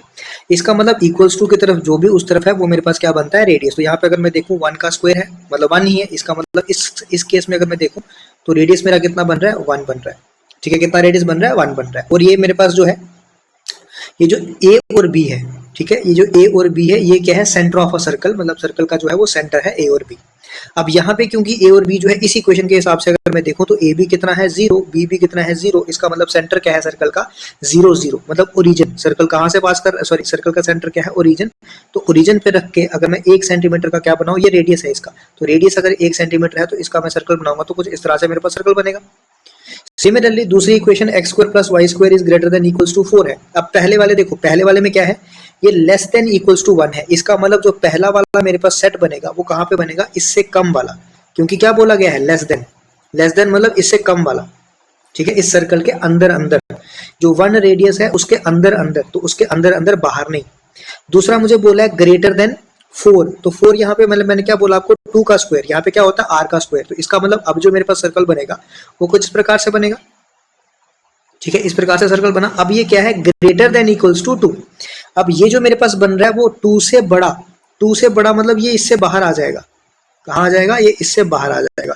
तो पहला सेट जो मेरे पास है वो अंदर वाला सेट है, दूसरा सेट मेरे पास बाहर वाला सेट है। तो आप यहाँ पे अगर चीज नोट कर पा रहे हो, मुझे नहीं पता आप कितना इस चीज को रिलेट कर पा रहे हो, लेकिन एक सेट अंदर है एक सेट बाहर है, क्या इनमें कुछ आपस में कॉमन होगा? क्या कॉमन तब होता जब ये ऐसा होता। दोबारा देखो, कॉमन ऐसे होता कि एक सेट ये होता, दूसरा सेट ये होता मान लो, और मैं बोलता कि एक सेट ये आ रहा है, दूसरा सेट मेरे पास ये पूरा आ रहा है, तब आप बोलते कि हाँ सर इसमें ये बीच वाला पोर्शन जो है सर कॉमन आ रहा है। मैंने क्या बोला, एक सेट क्या है मेरे पास ये है, ठीक है, जो कि जिसके क्या आ रहा है, अंदर आ रहा है। दूसरा सेट मेरे पास जो है उसके एलिमेंट कहाँ आ रहे हैं, इसके बाहर आ रहे हैं। तो क्या इसमें कुछ कॉमन है क्या आपस में? कुछ भी कॉमन नहीं है। तब कुछ भी कॉमन नहीं है मतलब इनका इंटरसेक्शन जो होगा वो क्या होगा? फाई होगा। इसका मतलब इसमें क्या आएगा, ए इंटरसेक्शन बी जो है वो क्या आएगा? फाई निकल के आएगा। तो ये क्वेश्चन आपके तभी बन पाएंगे जब आप थोड़ा बहुत आपको ग्राफ की भी नॉलेज होगी। ग्राफ ऑफ लीनियर इक्वेशन आपको जो बोला है ना, तो ये आपका वैसे तो क्वाड्रेटिक इक्वेशन में आता है क्योंकि एक्स स्क्वायर और वाई स्क्वायर है, बट स्टिल आपको कोऑर्डिनेट ज्योमेट्री में भी ये चीजें हैं, तो उसमें भी आपको थोड़ा बहुत पता होना चाहिए। रिलेटेड क्वेश्चन कहीं से भी पूछा जा सकता है, समझ गए। 22 पे चले, ठीक है। 22 होमवर्क दे दूंगा, होमवर्क देता हूं लेकिन करना बता देता हूं। देखो, let S be a set of all distinct numbers, ठीक है, सारे के सारे डिस्टिंक्ट नंबर्स आपको चाहिए of the form p by q की फॉर्म में, ठीक है, डिस्टिंक्ट नंबर चाहिए पी बाई क्यू की फॉर्म में। इस फॉर्म में लिखने के बाद आपके पास जो भी सेट बनेगा बोला गया है उसकी कार्डिनलिटी क्या होगी। तो मतलब अगर पी बाई क्यू की फॉर्म में मुझे इसको लिखना होगा तो मैं इस सेट में से ही लिखूंगा ना सारा कुछ। तो मैं क्या लिख सकता हूँ, 1 से अगर मैं स्टार्ट करूँ तो 1 लिख सकता हूँ पहले। मुझे पता है बच्चे कंफ्यूज हो रहे होंगे यहाँ पे, बताता हूँ क्यों। 1/2 लिख सकता हूँ, 1/3 लिख सकता हूँ, 1/4 लिख सकता हूँ, 1/5 लिख सकता हूँ, 1/6 लिख सकता हूँ। सर 1/7 भी तो लिख सकते हो, 7 क्यों नहीं लिखा सर आपने? 7 इसमें है ही नहीं। जब 7 नहीं है तो मैं पी बाई क्यू कैसे लिख सकता हूँ? इसमें तो क्यू है ही नहीं, 7 उसमें है ही नहीं, तो ये नीचे नहीं लिख सकता। 1/1 लिख सकता हूँ। अब आपको यहाँ पे कंफ्यूजन होगी, सर इसने तो बोला है डिस्टिंक्ट नंबर, सर आपने तो 1 और 1 ले ही लिया यहाँ पे। तो यहाँ पे जब भी सिंगल नंबर होता है ना, उसके नीचे 1 ऑटोमेटिकली है ही है, ठीक है, उसके नीचे ऑटोमेटिकली 1 है। अब ऐसा मत सोचो कि ये दोनों 1 क्या है, यहाँ से आ रहा है, यहाँ से एक ही 1 है मेरा, लेकिन क्योंकि नीचे कुछ नहीं होता है, ऐसे 1 के नीचे का खाली नंबर है, नीचे कुछ नहीं है, मुझे पी बाई क्यू की फॉर्म में लिखना है, तो वो ऑलरेडी 1 है, वो ये वाला 1 नहीं है वो कि मैं यहाँ से 1 ले लिया हो तो आपको लगे कि ये सर तो सेम हो गया, आपने इसने तो बोला था डिस्टिंक्ट नंबर चाहिए तो 1 नहीं आएगा। 1 आएगा, बिल्कुल आएगा। तो कितने बन गए? 1 2 3 4 5 6, इसमें से कितने बन गए? 6। सिमिलरली आपको 2 से स्टार्ट करना है फिर, तो 2 लिखोगे। अब ये 2/2 नहीं आएगा, क्यों? क्योंकि 2/2 क्या हो गया मेरे पास, वो मेरे पास डिस्टिंक्ट नहीं बना, समझ गए। तो 2/2 ना होके फिर मेरे पास 2/3 2/4 2/5 2/6 ये आ जाएगा। तो 1 2 3 4 5 यहाँ से निकल के आ जाएंगे। सिमिलरली अगर मैं 3 से स्टार्ट करूंगा तो 3 आएगा, 3/2 आएगा, 3/3 नहीं आएगा, ठीक है। फिर 3/4 3/5 3/6, ऐसे करते करते आपको 4 के पेयर बनाने हैं, 5 के बनाने हैं, 6 के बनाने हैं, ऐसे करते जाओगे तो आपके पास पेयर बनता जाएगा। मुझे इसका चाहिए आंसर, ठीक है। क्या चाहिए? आंसर मुझे इसका चाहिए। हम लोग बढ़ते हैं अपने अगले क्वेश्चन में। क्वेश्चन नंबर मेरा है 23। एक सेकंड जरा, बहुत अच्छा क्वेश्चन है। क्वेश्चन बोल रहा है, ए मुझे एक सेट दिया, x belongs to real numbers, और मुझे क्वाड्रेटिक इक्वेशन दे रखी है यहाँ पे, और यहाँ पे क्या दे रखा है कि इसकी जो भी वैल्यूज है वो लेस देन 0 आनी चाहिए, ठीक है। क्या है वो? लेस देन 0 है। तो यहाँ पे इस चीज से बहुत मैटर करता है। अगर ये इक्वल्स टू 0 होता है ना तो बहुत मैटर करेगा, अगर ये ग्रेटर देन 0 होगा बहुत मैटर करेगा। तो यहाँ पे साइन जो है ना, इस केस में सेट के केस में जब साइन आ जाएंगे तो वो बहुत ज्यादा मैटर करेंगे। फिर बोल रहा हूँ, यहाँ पे लिख भी दे रहा हूँ कि सेट के केस में, यहाँ गलती कराने की कोशिश कराएगा आपको एग्जामिनर अगर थोड़ा मुश्किल किया तो, सेट के केस में साइन बहुत मैटर करेंगे, ठीक है, ताकि आपको जब एक बार देखो तो याद रहे, मैटर करेंगे। लेक्चर लंबा होगा, मैं पहले ही बता चुका हूँ आपको।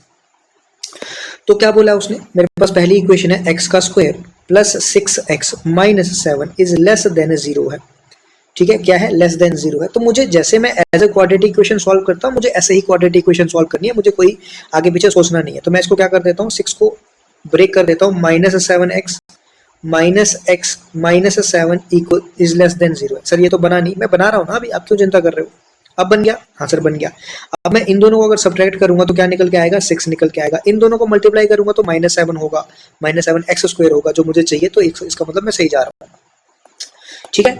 आगे जरा बढ़ते हैं। हाँ, तो इसको मैं x कॉमन निकाल लिया तो क्या बच गया? x + 7। यहाँ से -1 कॉमन निकाल लिया तो क्या बच गया? x + 7 less than 0। तो इसका मतलब x - 1 and x + 7 is less then 0। तो यहाँ से अगर मैं इसको थोड़ा सा सॉल्व करूँ तो x इज लेस देन 1 और x इज लेस देन -7, ये कुछ ऐसा है, ठीक है। तो क्या बना मेरे पास, एक सेकेंड गुजरा, x इज क्या बोला मैंने, एक सेकेंड। अब ये मेरी दो चीजें आ गई यहाँ से, ये बिल्कुल सही, एक सेकंड रुको, ये बिल्कुल सही है। यहाँ पे ये मेरे पास आ गया x लेस देन 1 और x लेस देन -7। अब यहाँ पे थोड़ा सा ध्यान से देखना, एक सेकंड रुको, थोड़ा सा ध्यान से देखना, आपको यहाँ पे कुछ चीजें समझाने की कोशिश करूंगा। ये क्वेश्चन देखो मैं पहले ही बता रहा हूँ, अगर कोई स्किप करना चाहते हैं ऐसे क्वेश्चन तो स्किप कर सकते हैं। ये क्वेश्चन थोड़े से हार्ड लेवल है, इसीलिए मैंने लेवल 3 रखा है। तो मेरे पास यहाँ पे दिख रहा है, यहाँ पे मान लो 0 है, यहाँ पे मैंने मान लिया कितना है, यहाँ पे मेरे पास 1 है, और ऐसा मैं करता गया, ऐसा करता गया, तो मेरे पास कहीं आ गया -7। अब आप यहाँ पे देख रहे हो कि x की वैल्यू 1 से छोटी, तो 1 से छोटी मतलब ये 1, ये है 1 कहाँ पे है, ये इससे छोटी मतलब किस तरफ जाएगा, x की वैल्यू इस तरफ जाएगी। और x की वैल्यू जो है -7 से भी छोटी, -7 कहाँ पे है, ये -7 है, मतलब इससे भी छोटी, इससे भी छोटी मतलब ये इस तरफ जा रही है। अब ये एक्सप्रेशन मुझे क्या चाहिए था, ये पूरा एक्सप्रेशन मुझे क्या चाहिए था, लेस देन 0। लेस देन 0 मतलब नेगेटिव। जब भी मुझे नेगेटिव एक्सप्रेशन चाहिए तो वो कहाँ आता है, सॉरी, नेगेटिव एक्सप्रेशन कब आता है, वो आता है जब इन दोनों रूट्स के बीच में। नेगेटिव कब आता है, रूट्स के बिटवीन, या इन बिटवीन रूट्स, या रूट्स के बीच में लिख देता हूँ, रूट्स के बीच में, ठीक है। रूट्स के बीच में क्या आएगा, नेगेटिव आएगा एक्सप्रेशन। इसका मतलब मेरे पास जो ये सेट बनेगा वो कहाँ बनेगा, वो यही सेट बनेगा, ये जो मैं पानी जैसा बना रहा हूँ ना, ये सेट ये बनेगा। इसका मतलब जो x की वैल्यू है वो -7 से बड़ी होगी और 1 से क्या होगी, छोटी। ये मेरे पास आया ए सेट। क्या निकल के आया, ये मेरे पास ए सेट निकल के आया, क्योंकि मुझे एक्सप्रेशन क्या चाहिए था, नेगेटिव चाहिए था। अगर मुझे एक्सप्रेशन क्या चाहिए होता, पॉजिटिव, यही बता देता हूँ। एक सेकेंड रुको जरा, एक सेकेंड। अगर मुझे एक्सप्रेशन क्या चाहिए होता, अगर मुझे एक्सप्रेशन पॉजिटिव चाहिए होता तो मुझे इन रूट्स के बाहर जाना पड़ता, रूट्स के बाहर जाना पड़ता, तब मेरे पास एक्सप्रेशन क्या आता, पॉजिटिव। जैसे कि मेरे पास यहाँ पे उसने दूसरे में दिया है, दूसरा एक्सप्रेशन क्या है मेरे पास, b में क्या है मेरे पास, x² + 9x + 14 is greater then 0। तो जब मैं यहाँ पे b कैलकुलेट करूंगा, b अब मैं डायरेक्टली कैलकुलेट कर रहा हूँ, मैं मतलब लिख देता हूँ कि b है क्या, बट कैलकुलेट मैं डायरेक्टली करूंगा। x² + 9x + 14 is greater then 0। जब आप इस क्वाड्रेटिक इक्वेशन को सॉल्व करोगे तो आएगा x + 7 x + 2 is greater then 0। तो ये आएगा x ग्रेटर देन -7 और x ग्रेटर देन -2। अब दोबारा जब इसको इस तरह से बनाओगे, मैंने आपको अभी बताया, एक तो आ गया मेरे पास -7, ये 0 मान लो, और ये आ गया मेरे पास -7, ये मेरे पास आ गया -2। अब आप देख रहे हो कि -7 से बड़ा, क्या -7 से बड़ा मतलब कहाँ आएगा, उस तरफ जाएगा। और 2 से भी क्या बड़ा, तो 2 से भी, सॉरी, -2 से बड़ा मतलब उस तरफ जाएगा। अब मुझे एक्सप्रेशन ये क्या चाहिए, पॉजिटिव। तो पॉजिटिव चाहिए तो मुझे इसका बीच वाला हिस्सा नहीं लेना है, इन दोनों का बीच वाला हिस्सा अगर नहीं लेना है तो ये कहाँ से स्टार्ट हो रहा है, -∞ से। इसका मतलब जो मेरे पास बी सेट आएगा वो कहाँ से कहाँ तक आएगा, बी सेट मेरा आएगा -∞ से लेके -7 तक, और 7 ये दोनों इंक्लूड है। उसके बाद मेरे पास कहाँ से, -2 से कहाँ तक चलता जाएगा, आगे ये पॉजिटिव इन्फिनिटी तक चलता जाएगा, और दोनों में क्या आएगा, यूनियन। याद करो, ऐसे क्वेश्चन हम लोग कर रखे हैं फंक्शन में, हमें रेंज निकालनी होती थी, हमें डोमेन निकालने होते थे, हम चीजें ये कर दिए हुए हैं। तो मैंने आपको यहाँ बता दिया कि अगर आपको पॉजिटिव चाहिए एक्सप्रेशन की वैल्यू तो आपको बीच वाला हिस्सा छोड़ के बाकी हिस्सा लेना है। अगर आपको नेगेटिव चाहिए एक्सप्रेशन की वैल्यू तो आपको बीच वाला हिस्सा लेना है। यहाँ पे आपके पास ए सेट भी निकल के आ गया, बी सेट ये था, ए सेट आपके पास क्या निकल के आया, x की वैल्यू जो है वो -7 से और 1 से था ना, एक सेकंड जरा रुको, कहाँ लिखा था मैंने, हाँ ठीक है। तो ये आपके पास ए सेट भी आ चुका है, बी सेट भी आ चुका है। अब देखो जरा सॉरी, मुझे पूछा क्या है, मुझे पूछा था पहले ए इंटरसेक्शन बी। क्या पूछा है, ए इंटरसेक्शन बी। तो इसका इंटरसेक्शन निकालना थोड़ा सा आपको हो सकता है कठिन लगे, बट मैं फिर भी आपको समझाने की पूरी कोशिश करूंगा। ए इंटरसेक्शन बी निकालना है तो ध्यान से सुनना, ठीक है। ये आपके पास नंबर लाइन बना दी मैंने। जो आपका ए सेट है वो कहाँ से कहाँ तक है, पहले तो ये देखो, ये -7 था, ये क्या था -7, और ये क्या था आपके पास 1। जो आपका ए सेट आ रहा है, यहाँ मैं मार्क भी कर लेता हूँ, ये मेरा जो ए सेट आ रहा है वो इन दोनों के बीच में आ रहा है कि नहीं, ये आपका ए सेट है। यहाँ पे मैंने ऐसा लिख दिया, ये ए है, ठीक है, ये क्या है, ए है। जो आपका बी सेट था वो कहाँ से कहाँ तक था, यहाँ से ध्यान से देखना, ये था -∞, मतलब यहाँ पे कहीं मैं मान लेता हूँ -∞ से लेके कहाँ तक था, पहले तो -7 तक था, मतलब यहाँ तक था। ये क्या सेट था आपका बी। उसके बाद -2 से, तो -2 मैं कहीं पे यहाँ मान लेता हूँ, -2 से लेके पॉजिटिव इन्फिनिटी मतलब यहाँ तक चलता जा रहा है। तो ये मैं यहाँ पे एक लाइन ड्रॉ करूंगा, यहाँ से लेके कहाँ तक चलता जा रहा है, यहाँ तक चलता जा रहा है। अब मुझे क्या चाहिए, दोनों में कॉमन। इंटरसेक्शन क्या होता है, कॉमन। अगर आप थोड़ा सा ध्यान दे पा रहे हो, थोड़ा सा देख पा रहे हो, तो मुझे तो दिख गया कि ए जो है वो इसी के बीच में है। ए क्या है, यही चीज तो है, यही सारा क्या है, ए। और बी क्या है जो इसके साथ कॉमन आ रहा है, मुझे तो ये पोर्शन दिख रहा है, ये दिख रहा है आपको। इसका मतलब ए और बी में कॉमन क्या चीज है, यहाँ से लेके यहाँ तक, बस यही दोनों में कॉमन है। इसका मतलब ए और बी में क्या कॉमन है, -2 से लेके 1 तक, बस यही कॉमन है ए और बी में। अब ए और बी की इंटरसेक्शन अगर मैं देखूं तो मुझे क्या आंसर दिया है मैं वहां से चेक कर सकता हूं। तो ए और बी में क्या दिया है, -2 से लेके 1 तक दिया है। ठीक है, इसको मैं ऐसा भी तो लिख सकता था, x जो है वो -2 से बड़ा है और 1 से क्या है, छोटा। तो यही तो मुझे दे रखा है। इसका मतलब जो पहली स्टेटमेंट मुझे दे रखी है वो बिल्कुल सही दे रखी है। यहाँ पे उसने क्या बोला है, सिलेक्ट द करेक्ट आंसर। इसका मतलब पहली सही है। जब पहली सही है तो ये ऑप्शन गया, ये ऑप्शन गया, ये भी हो सकता है। अब मुझे दूसरी भी चेक करनी पड़ेगी। दूसरी स्टेटमेंट में मुझे बोला है a माइनस बी। अब इसमें ना थोड़ा सा चेंज कर लेना, यहाँ पे माइनस ना करके यहाँ पे आप यूनियन कर लेना इसको। ठीक है, क्वेश्चन में यहाँ पे क्या कर लेना, यूनियन कर लेना। तो ये बोल रहा है कि ए यूनियन बी जो है वो -7 से लेके सिर्फ -2 तक आएगा। तो यहाँ पे आप देख पा रहे होंगे कि ये तो ए था सिर्फ और बी तो ये था। अब यूनियन करेंगे तो सबका सब आएगा इसमें। तो इसका मतलब ये सिर्फ -7 से लेके -2 तक तो सीमित नहीं रहेगा। इसका मतलब जो ये सेकंड वाला ऑप्शन होगा ये क्या हो जाएगा, गलत। ठीक है, सेकंड वाला ऑप्शन मतलब जो स्टेटमेंट 2 है वो क्या हो जाएगी, रॉन्ग हो जाएगी आपकी। तो आंसर क्या आएगा मेरे पास, ओनली 1 जो है वो क्या आएगा, करेक्ट आएगा। ठीक है, तो इस क्वेश्चन को थोड़ा सा करेक्ट कर लेना, यहाँ पे आप यूनियन ले लेना। नेक्स्ट बढ़ता हूँ मैं क्वेश्चन नंबर 24 की तरफ। 24 क्वेश्चन बहुत आसान है। मान लो ये मेरे पास एक सेट है जो कि यूनिवर्सल सेट है। यूनिवर्सल सेट में एक मेरे पास अंदर सेट है इसके ए। यूनिवर्सल सेट में से जब मैं ए को निकाल दूंगा, यूनिवर्सल सेट में से मैंने ए को क्या कर दिया, बाहर कर दिया। तो मान लो कि ये मैंने क्या कर दिया इसमें से, एक सेकंड जरा रुको, मैंने क्या किया, यूनिवर्सल सेट में से मैंने ए को क्या कर दिया, बाहर कर दिया। तो इस पोर्शन को जब मैंने बाहर कर दिया तो क्या पोर्शन बचा मेरे पास, ये पोर्शन बचा सारा। ठीक है, रिलेट कर पा रहे हो। जब यूनिवर्सल सेट में से मैंने क्या किया, ए को निकाल दिया तो कौन सा पोर्शन बचा, जो मैं यहाँ पे ऑरेंज टाइप मार्क कर रहा हूँ, ये मेरे पास पोर्शन बचेगा। तो ये कौन सा पोर्शन है, ए को छोड़ के जो भी पोर्शन बचा वही तो है। ए को छोड़ के मतलब ये कौन सा पोर्शन है, ए कॉम्प्लीमेंट। ठीक है, ए को छोड़ के मतलब कौन सा पोर्शन है, ए कॉम्प्लीमेंट। तो जब मैंने यहाँ पे उसने क्या बोला है कि ई क्या है, मेरे पास एक यूनिवर्सल सेट है। ई जब मेरे पास यूनिवर्सल सेट है तो जब मैं यूनिवर्सल सेट में से वो ए को निकाल दूंगा तो क्या बचेगा, ए का कॉम्प्लीमेंट। तो यहाँ पे दोबारा क्या आएगा, ए ई माइनस ए का कॉम्प्लीमेंट। ठीक है, यहाँ पे क्या आएगा, जब मैं इसको सॉल्व करता हूँ तो पहले ये ब्रैकेट जब मैंने सॉल्व की तो ये ब्रैकेट सॉल्व करके मेरे पास सिर्फ क्या बचा, ए का कॉम्प्लीमेंट। ठीक है, इतना समझ आ गया। जब ए का कॉम्प्लीमेंट निकाल दिया तो अब क्या बचेगा, ए। इसका मतलब ये ब्रैकेट सॉल्व करके मेरे पास पूरा क्या बचेगा, मेरे पास बचेगा ए। ई माइनस ए दोबारा आएगा, ये दोबारा क्या बनेगा, ए का कॉम्प्लीमेंट। इसका मतलब ये ब्रैकेट भी सॉल्व की तो ए का कॉम्प्लीमेंट। ई माइनस ए का कॉम्प्लीमेंट करेंगे तो दोबारा क्या बचेगा, ए बचेगा। अब ई माइनस ए बचेगा तो क्या हो गया आपका, ये ए का कॉम्प्लीमेंट बच गया। ए का कॉम्प्लीमेंट ए था क्या, बी यूनियन सी। इसका मतलब बी यूनियन सी का कॉम्प्लीमेंट किसके बराबर हो गया, बी कॉम्प्लीमेंट इंटरसेक्शन सी का कॉम्प्लीमेंट। तो आंसर नंबर कौन सा हो गया आपके पास, सी पार्ट। ये आपको सब बेवकूफ बनाने के लिए क्वेश्चन दिया गया था, ये बहुत आसान क्वेश्चन था, तो इसको आप आराम से कर सकते हो। कंसेप्ट मैंने समझा दिया। वैसे ही पावर सेट वाला क्वेश्चन भी एक पीछे था। क्वेश्चन नंबर 25 ये आपका रहेगा होमवर्क। 25 क्या बोला है कि ए आपके पास दे रखा है, एक सेट है मल्टीपल ऑफ 2 का, मल्टीपल ऑफ 5 का, मल्टीपल ऑफ 10 का। आपको A intersection B intersection C निकालना है, तो आपका होमवर्क रहेगा। अब देखो जो क्वेश्चन नंबर आपके पास 26 और 27 है, इसको करने के जनरली हमारे पास 2 से 3 तरीके होते हैं। मैं आपको थोड़ा सा आइडिया दे देता हूँ। पहले तरीके की अगर मैं बात करूँ तो पहला तरीका होता है हमारे पास फार्मूला वाला। ठीक है, जो बेसिक तरीका है फार्मूला वाला। दूसरा तरीका मेरे पास है वेन डायग्राम वाला। और तीसरा तरीका जो मेरे पास आता है बाय ऑप्शन। ठीक है, अगर मुझे कुछ नहीं पता चल रहा हो तो मैं बाय ऑप्शन भी चेक कर सकता हूँ। पहला तरीका मतलब अब फार्मूले वाला तरीका भी आपको पता है क्योंकि आपको फार्मूले पता है। ऑप्शन वाला तरीका आपको नहीं पता होगा। वेन डायग्राम वाला तरीका आपको यहाँ पे, वेन डायग्राम वाला तरीका यहाँ पे नहीं पता होगा। क्यों, मतलब बहुत सारे बच्चों को पता होगा, ऐसी बात नहीं है, क्योंकि इसमें कॉमन एलिमेंट नहीं दिया। वेन डायग्राम जब कॉमन एलिमेंट नहीं दिया तीनों का, जब कॉमन नहीं दिया मतलब यहाँ पे मेरे पास 3 चीजें थी। एक मेरे पास ये था क्रिकेट, दूसरा मेरे पास क्या था, फुटबॉल था, ये 2 हो गए, और तीसरा मेरे पास क्या था, टेनिस था। तो इस तरह से 3 चीजें थी। मुझे ये दे रखा था कि 125 जो है वो क्रिकेट खेल रहे हैं, ये क्रिकेट, ये फुटबॉल, और ये मेरे पास टेनिस। मुझे क्रिकेट वाले भी दे रखे थे, मुझे फुटबॉल वाले भी दे रखे थे, मुझे टेनिस वाले भी दे रखे थे, मुझे 2 गेम्स खेलने वाले भी दे रखे थे। लेकिन मुझे क्या नहीं दे रखा था, मुझे क्या नहीं दे रखा था, ये कॉमन वाला जो पोर्शन है जो मार्क कर रहा हूँ, ये नहीं दे रखा था। जब ये ना दे रखा हो तो मेरे पास एक तरीका होता है, उसको बोलते हैं वेरिएबल।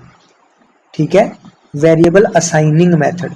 क्या बोलते हैं, वेरिएबल असाइनिंग मेथड। इसमें आप क्या करते हो, आप हर एक चीज को कुछ वेरिएबल असाइन करते हो। जैसे मान लो इसको मैंने ए दे दिया, इसको मैंने बी दे दिया, इसको मैंने डी, फिर ई, एफ, जी, फिर एच, इस तरह से। ठीक है, इस तरह से आप असाइन करते हो। और आप यहाँ पे देखते हो कि आपको दे रखा है 125 जो है वो क्रिकेट खेल रहे हैं, 125 क्रिकेट खेल रहे हैं। अब क्रिकेट वाले यहाँ पे कितने हैं, जो भी इस गोले के अंदर आ रहे हैं वो सारे के सारे क्या हैं, क्रिकेट वाले हैं। इसका मतलब आप ये बोल सकते हो कि A plus D plus E plus G सारे के सारे क्रिकेट वाले हैं। कितने दे रखे हैं, 125। सिमिलरली 145 आपको दे रखे हैं फुटबॉल वाले। फुटबॉल वाले मतलब जो भी इस दायरे के अंदर आ रहे हैं वो सारे के सारे कौन है, फुटबॉल वाले हैं। ऑल्दो वो दूसरे वाले भी होंगे लेकिन फुटबॉल वाले भी तो हैं। इसका मतलब D plus B plus G plus F जो है वो किसके बराबर दे रखा है, 145 के बराबर। सिमिलरली आपको ऐसे टेनिस वाले भी दे रखे हैं, सिमिलरली आपको 2 गेम्स वाले भी दे रखे हैं। लेकिन यहाँ पे क्या है, ऐसे क्वेश्चन इस तरह से अगर आप करने जाओगे तो बहुत ज़्यादा लेंदी हो जाते हैं। कोई क्वेश्चंस होते हैं मतलब 10 में से कोई 2 क्वेश्चन ऐसे होंगे जो बहुत ज़्यादा आसान होंगे इस तरीके से। ये क्वेश्चन मैंने पहले करके देखा, ये बहुत ज़्यादा लेंदी जा रहा है, ये बहुत टाइम कंज्यूमिंग जा रहा है इस मेथड से, तो मैं आपको इस मेथड से ये चीज़ें नहीं करा रहा हूँ।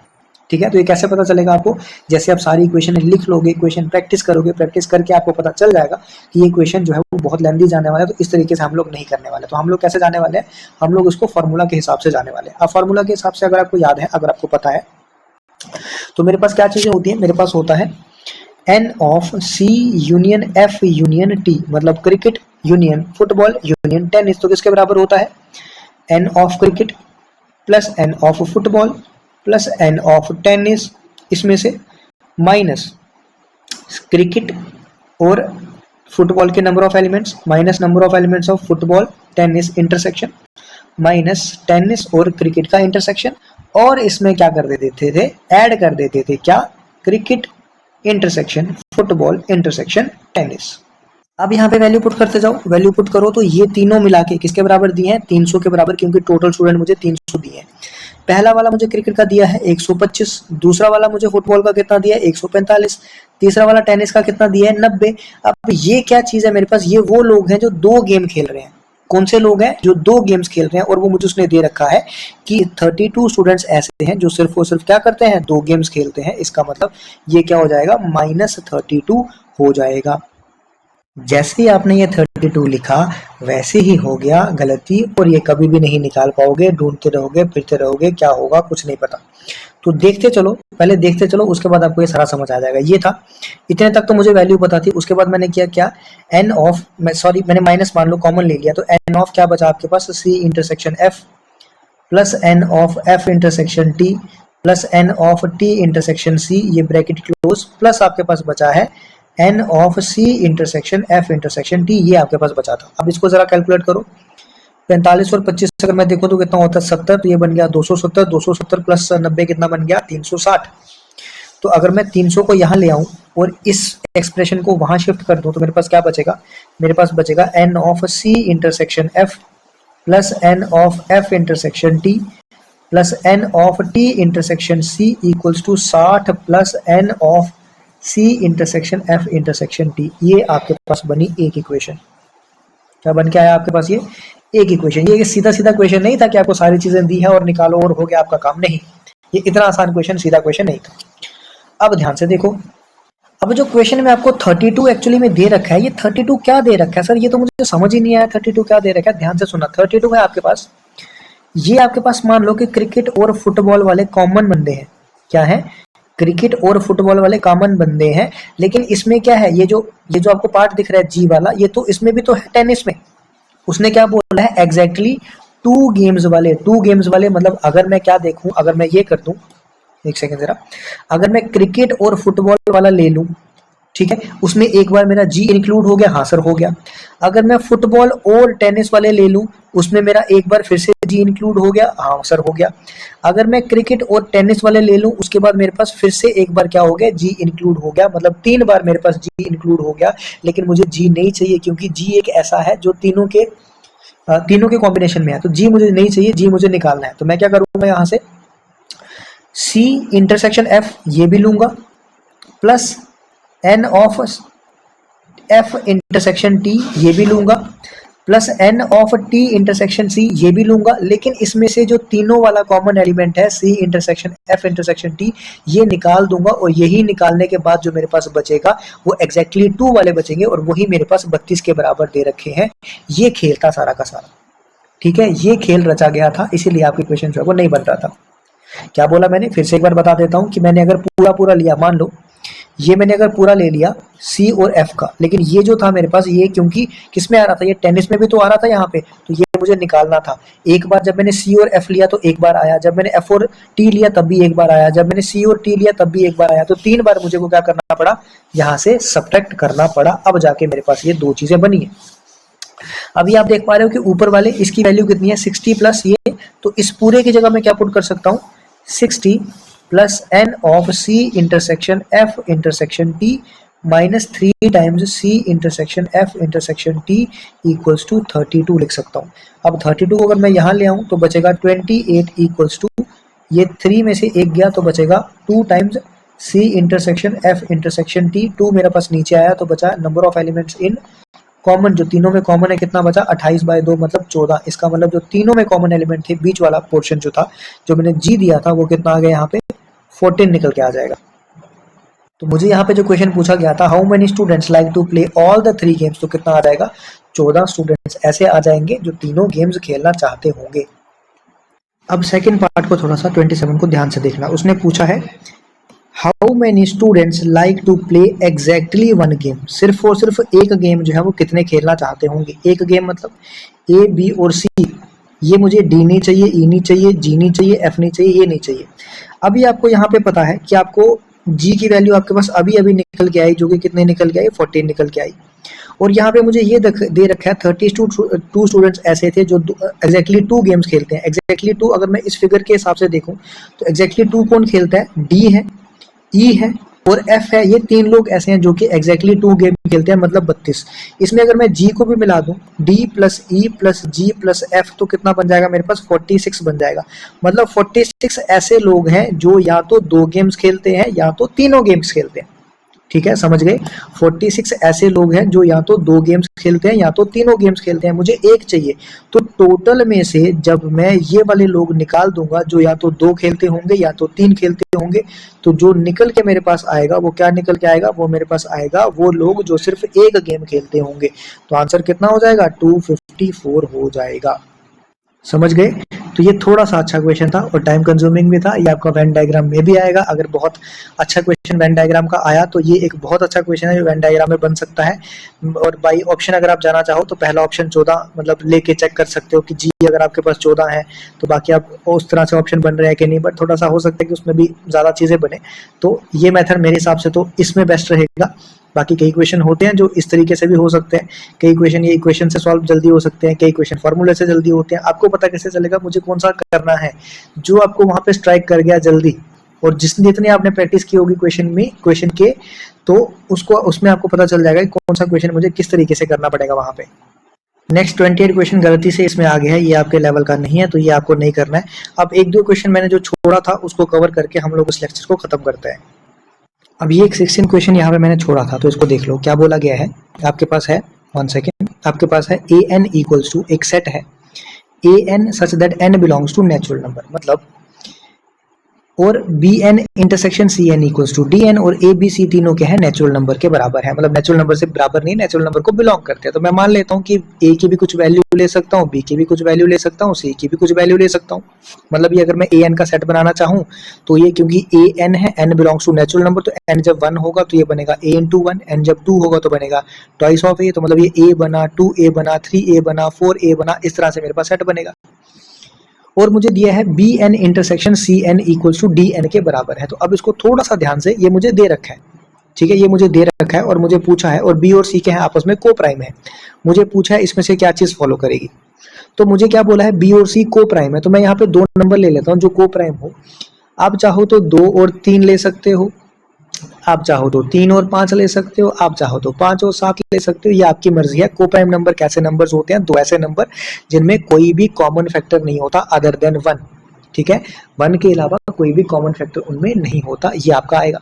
तो आप कोई ऑप्शन चूज कर लो, मान लो 2 और 3 चूज कर लिया। जब 2 और 3 चूज कर लिया तो बी एन का जो आपके पास सेट बनेगा वो किस प्रकार से बनेगा, बी आपने क्या लिखा 2 और n belongs to natural number, तो n जब मैं 1 रखूंगा तो 2 इंटू 1 मतलब 2 आएगा, फिर आपके पास 4 बनेगा, 2 4 6 8 10 12 14 16, इस तरह से आपका सेट जो है वो बढ़ता जाएगा। सिमिलरली अगर मैं बात करूं सी एन की, तो सी एन क्या है, सी मैंने क्या ले लिया 3, जब 3 ले लिया तो ये कितना कैसा बनेगा 3, एन जब 1 लूंगा तो 3, एन 2 लूंगा तो 6, 3 6 9 12 15 18 21 24 27, ये इस तरीके से आगे जो है वो चलता जाएगा। बी एन भी आ गया, सी एन भी आ गया। अब आपको बोला है कि बी इंटरसेक्शन सी जो है वो क्या बराबर है, डी एन के बराबर दिया है। तो इंटरसेक्शन अगर मैं इसकी ध्यान से देखूं तो इंटरसेक्शन कैसे आ रही है, क्या क्या आ रहा है इंटरसेक्शन में, एक 6 कॉमन आ रहा है जो मुझे दिख रहा है यहाँ पे। उसके बाद मुझे ये यहाँ पे 12 कॉमन दिख रहा है। उसके बाद अगर मैं इसको आगे बढ़ाता तो ये 16 के बाद 18 आता। उसके बाद मुझे यहाँ पे क्या दिखता, ये 18 कॉमन दिखता।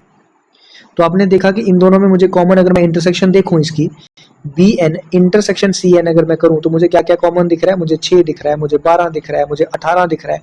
ऐसे मैं आगे बढ़ता जाता तो मुझे 24 दिखता, मुझे 30 दिखता, ऐसे करते करते दिखते। तो आप यहाँ पे ये देख पा रहे हो कि इसको मैं रिप्रेजेंट इस तरीके से कर रहा हूँ। तो ये मुझे क्या दिख रहे हैं, 6 के फैक्टर से तो दिख रहे हैं सारे। 6 को मैं अगर 6 के साथ में n लिख दूं, मान लो इसको मैं क्या लिख दूं 6n, तो n को जब मैं 1 पुट करूंगा तो 6 आ जाएगा, n को 2 पुट करूंगा तो 12 आ जाएगा, n को 3 पुट करूंगा तो 18, 4 करूंगा तो 24। और ये किसके बराबर दिया है मुझे, dn के बराबर दिया है। तो यहाँ से अगर आप ध्यान से देखो कि d जो है वो किसके बराबर आएगा, 6, और 6 से बन कैसे रहा है, b इंटू सी को मल्टीप्लाई करके, क्योंकि 6 क्या होता है 2 इंटू 3, और b क्या था आपके पास 2, और c क्या था आपके पास 3। इसका मतलब d की वैल्यू क्या होगी, b multiply by c, option number A part. समझ गए, ये बहुत अच्छा क्वेश्चन था, बहुत अच्छे लेवल का क्वेश्चन था। ये कुछ अलग क्वेश्चन था, ऐसा मुझे नहीं लगता जिसने टेस्ट सीरीज भी दी होगी उसने ये क्वेश्चन भी पढ़ा होगा किसी भी इंस्टीट्यूट की। ये बहुत अच्छे लेवल का क्वेश्चन था, तो आप इसको देख सकते हो, बहुत अच्छा प्यारा क्वेश्चन जिसको बोलते हैं वो ये क्वेश्चन था। ठीक है, तो मैं ज्यादा बढ़ाना नहीं चाहता लेक्चर को, मैं यहीं पे लेक्चर को खत्म करूंगा। एक बार देख लेना सारे के सारे क्वेश्चन, 30 ये हो गए।